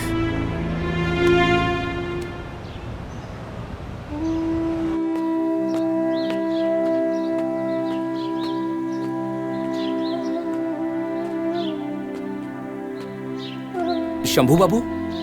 हाँ नमस्ते। प्रणाम प्रणाम प्रणाम प्रणाम। मोहन रउआ के बारे में बतौले रहे। बड़ा तकलीफ लागल सुन के कि माता जी की तबीयत खराब बा। बस रिश्तेदारी के नाते हम रउआ के कुछ सहयोग करल चाहता नहीं। बस रउआ ना कहीं। हैला, अगर और जरूरत पड़ी तो हमरा से निसंकोच कह दिया। काहे की समय पर अगर अपन आदमी काम नहीं तो काहे के संबंध। बहुत बहुत मेहरबानी आपकी। अरे ना, एमे मेहरबानी कोना बात के। अरे राउर माता जी जोन बानी वो हमरो तो कुछ ना कुछ बाड़ी। धन्यवाद।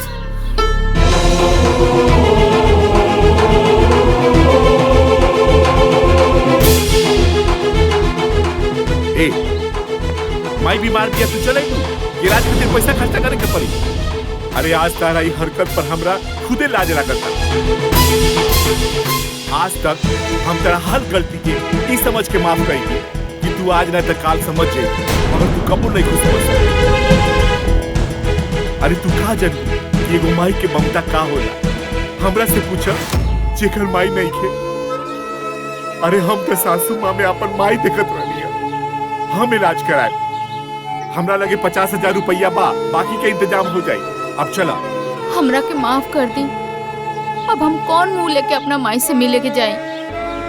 पता ना माई हमरा बारे में क्या सोची है। अरे कुछ ना सोची है, उनका ये बुझाई कि तू पैसा लेने गई रहली बा। चला चला चला आवा।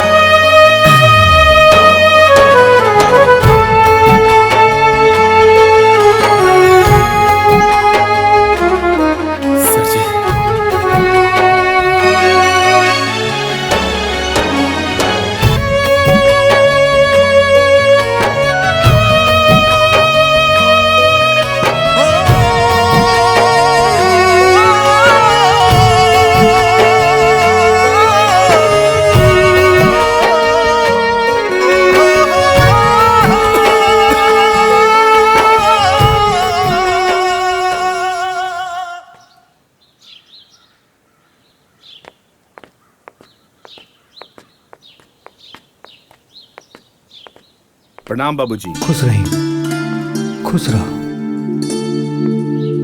ये सब कैसे हो गए बाबूजी? हमरा तो दिव्या से पता लागल है कि अम्मा जी बहुत सीरियस बारी, मगर वह तनको चिंता मत करी। हैली 50,000 रुपया अभी इतने रहा, बाकी हम इंतजाम करें, मगर दवा इलाज में कोनो कमी नहीं करे के। रउआ एकदम चिंता मत करी, सब ठीक हो जाए। बाबूजी माई ठीक हो जाए नु। अरे बेटी, भगवान चाहिए तो तहार माई बिल्कुल ठीक हो जाएगी। तू चिंता मत करो।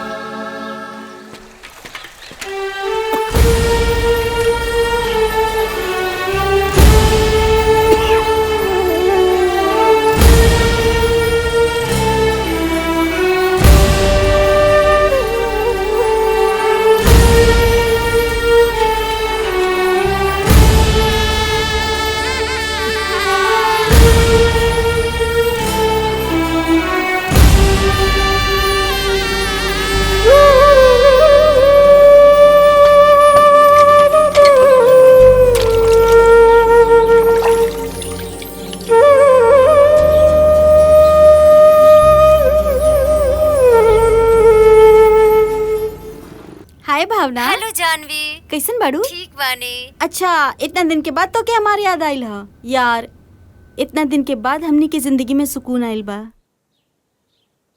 मतलब गांव छोड़ के शहर में लेके आइल बानी। बीजी बताओ ता। इतना परेशान कर देले बा लोग पैसा खातिर कि का बताई। केकरा से बात होता हो?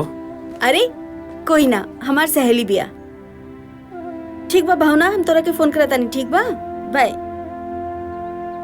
का बात बा? रउआ आज जल्दी आ गई नी, लेकिन कुछ उदास लगा तानी। का बात बा बाबूजी? फोन तो कहनी हा, लेकिन फोने नहीं उठावत।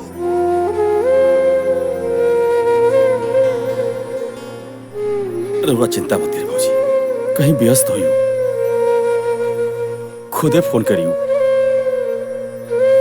अब कौन उपाय बा? आप आराम करिए बाबूजी, हम सब देख ले, हम देख ले बाबूजी।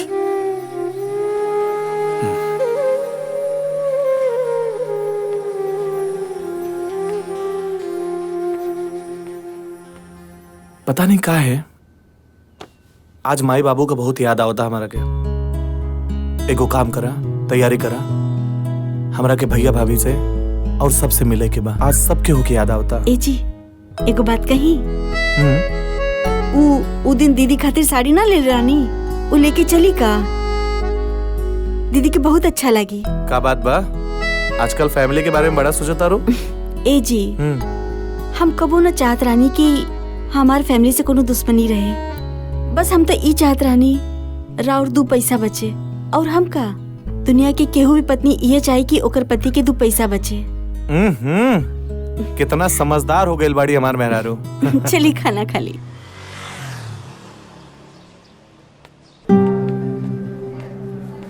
डॉक्टर साहब, हम रिसेप्शन पे पूरा पैसा जमा कर दिल बानी। अब माई का ऑपरेशन हमरे बढ़िया सो जाई ना। हम अपना तरफ से पूरा कोशिश करें, बाकी भगवान के मर्जी। भरोसा रखो, सब ठीक हो जाई। तू ठीक बाड़ा ना? हाँ ठीक बानी। अपन ख्याल रखिए।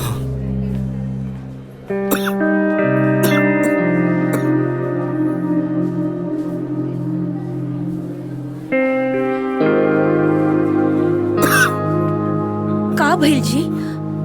डॉक्टर साहब ऑपरेशन करता नहीं, बस सब ठीक हो जाए। हाँ। तार माई ठीक बड़ी बेटा? डॉक्टर साहब को इतना ऑपरेशन सक्सेसफुल हुई। आप बैठी भाजी।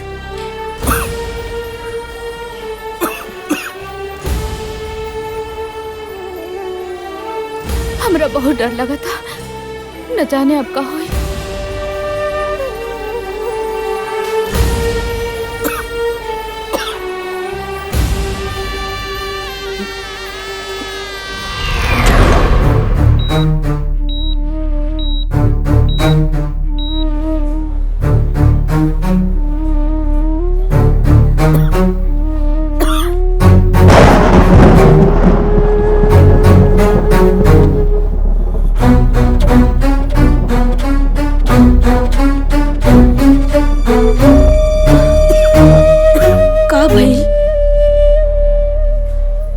कुछ ना, अब ठीक बनी, अब ठीक बनी।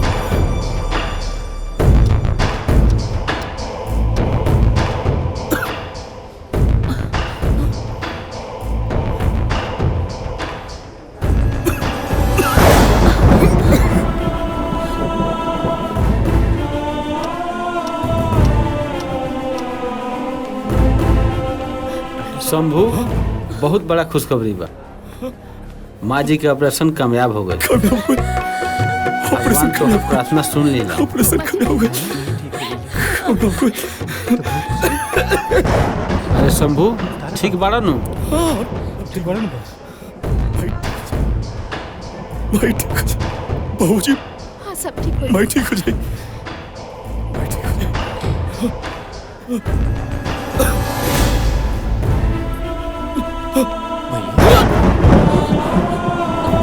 अरे शंभू, अब बहू काहे भागो? रउआ नहीं जाना। दीदी, बहुत बड़ा राज एगो अपना दिल में छुपा के रखले रहनी। शायद आज वो बतावे के वक्त आ गइल बा। का राजबा डॉक्टर साहब? शंभू के कैंसर हो गइल। वो लास्ट स्टेज। लास्ट स्टेज पर ना जाने कब का हो जाए। शंभू बेटा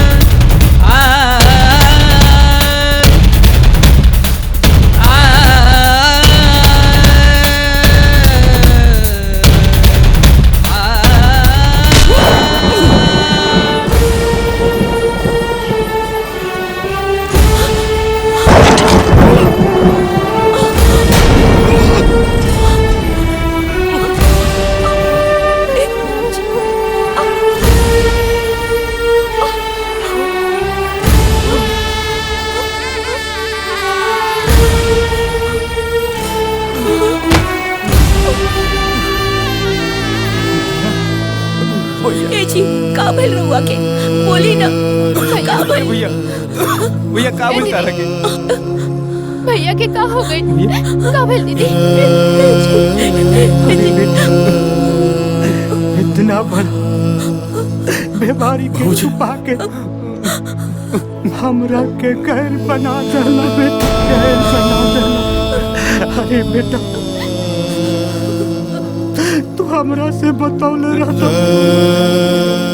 तई बाप अपने आप के बेच के तहर दवाई कराई बेटा, तहर दवाई कराई। हम तरह से कहियो नाराज हुए नहीं हो, लेकिन आज हम तरह से नाराज बानी भैया। आखिर तू हमारे के सतेला बना ही देला भैया। इतना बड़ बात छुपा के रखला। अगर हम तार संगा भाई रहती तो तू हमरा से सब बतेले रहता ना भैया। आखिर तू ऐसा काहे कइला?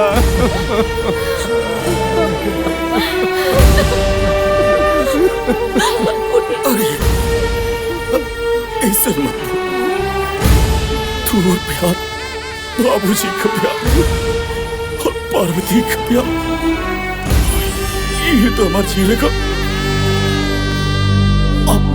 आधार रहा रे पगला। ना तो हम तो कब का मर गिल थी लगा था कि हमारे तो साथ बाबूजी देखिए ना ये का नहीं इनका क्या हॉस्पिटल ले चली बाबूजी।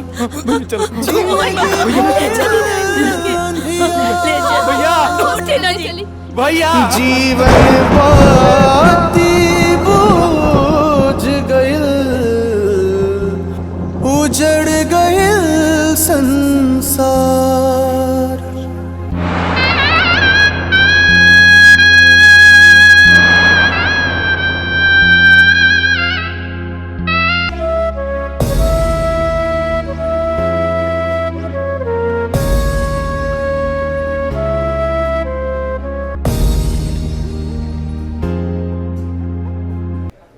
माँ जी आराम करी रहुआ, रहुआ उठी मत।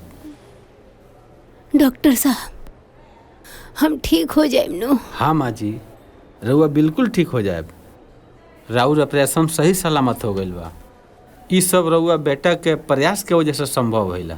हम जानत नहीं कि हमार मझिला बेटा हमरा के ना छोड़ी। हमार मझिला बेटा नु ऑपरेशन करौले है। कहाँ बा हमार डॉक्टर साहब? हमार मझिला बेटा कहाँ? माँ जी अभी भी रहुआ आँख से पर्दा ना हट। राउर मझिला बेटा ऑपरेशन तो दूर रहुआ के देखे तक ना आइल। का रहुआ तो जिंदगी में कोनो अच्छा कर्म कैले होके कि बड़का बेटा जैसन औलाद पैदा। अरे राउर बड़का बेटा राउर जान बचावे खातिर आपन जान दे दा।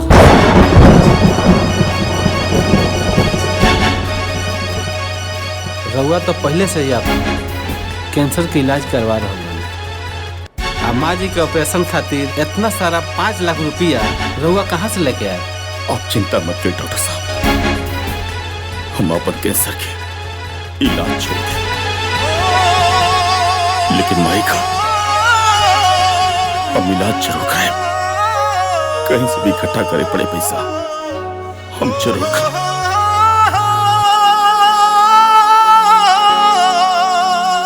अरे ना ना रे, हम तोर माई ना हई। अरे ते हमरा कोखी से पैदा ना हो सकेली, तोरा जैसन औलाद हमरा ना चाहिए। आइल जमाना कि दुगो आँखी देखे परिवार हो, दुगो आँखी देखे परिवार। मन करे जहर मार खाई मर जाईती, अपन जान दे दिला जहर मार डॉक्टर खाई मर जाई। हमरा बेटा के पास जाए दी, निकले नया धाम जा हमरा के जाए दी। माँ जी रउआ आराम करो, रउआ उठी ना। कितना भागन बानी हो खेला बिहान।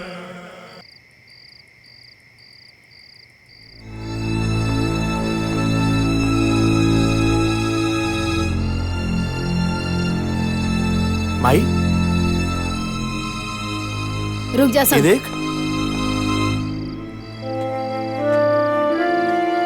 का भाई माई? ऐसा के बता जे आइल बड़ा तू, हाँ का बात चल बा? जवन लेवे आइल बड़ा, अरे सब कुछ तो खत्म हो गई, सब बर्बाद हो गए घर में। तू ऐसे काहे कहता रे माई? मत कहू हमरा के माई, हम तोर माई ना है। हमरा के माई कहे वाला, हमरा के माई समझे वाला जब समूह नहीं तो तोहनी के कोनो जरूरत नहीं है, हमरा कोनो जरूरत नहीं है। अखिया के लोराबा कबो न केहू पोछल, बुझल खाली हमरा के आन हो, बुझल खाली हमरा के आन। भैया कह देला ना सौतेला वाला बात, पूरा गांव जवार जाना था कि हमने तुम्हारा सौतेला भाई है। माई बाबू कहले कर जवा लगा के, भैया बेटी को पुतूना खोली ह जुबान, ताना बाना सुनी सुनी हो खेला बिहान, ताना बाना सुनी। अरे बस भैया बस, हो खेला बिहान। सब कुछ जान के भी अनजान बनता रहा। अरे तेरा मजली भौजी से सामास मिली तब न तू घर परिवार के बारे में जानबो। अरे तू तो मेहरी के गुलाम, बड़ा गुलाम।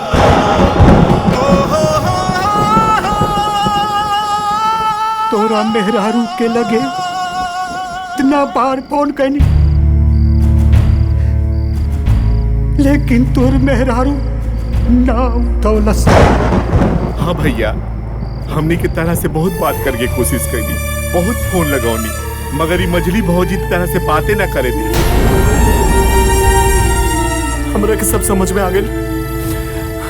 अरे हम तो वो अभागा बानी कि जे अपने भाई के प्यार भी ना समझ पाईनी। ए जी, केहू भी पत्नी बस इहे चाहेली कि ओकर पति के कुछ पैसा बचे। अरे तोरा के पैसा चाहिए ना रे, ये ले पैसा।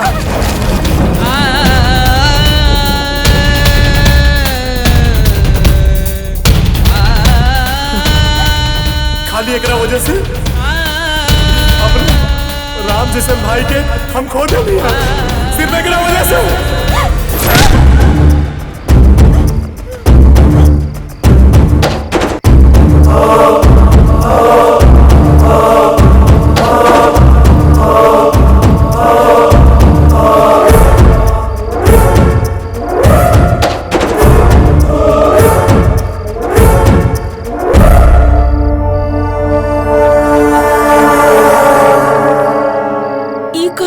बानी बबुआ।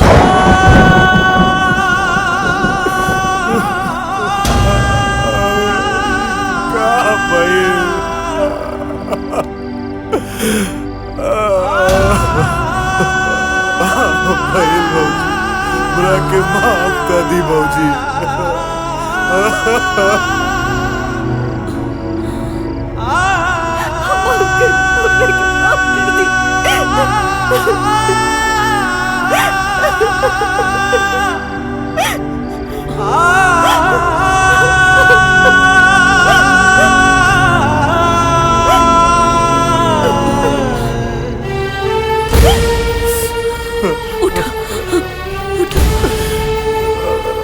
हमरा से कहो दीदी, हमारे एक छोट गलती की वजह से एक पूरा परिवार में कर गई।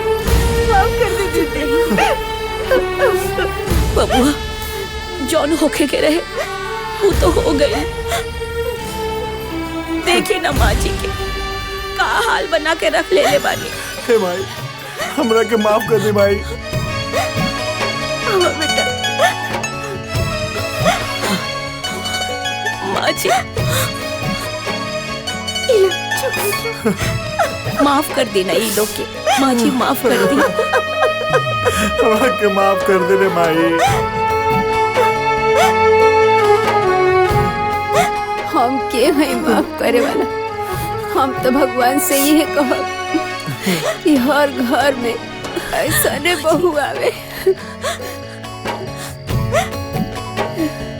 बबुआ, तुम्हार भैया हमेशा चाहत रहलन कि ये परिवार हमेशा सुखी रहे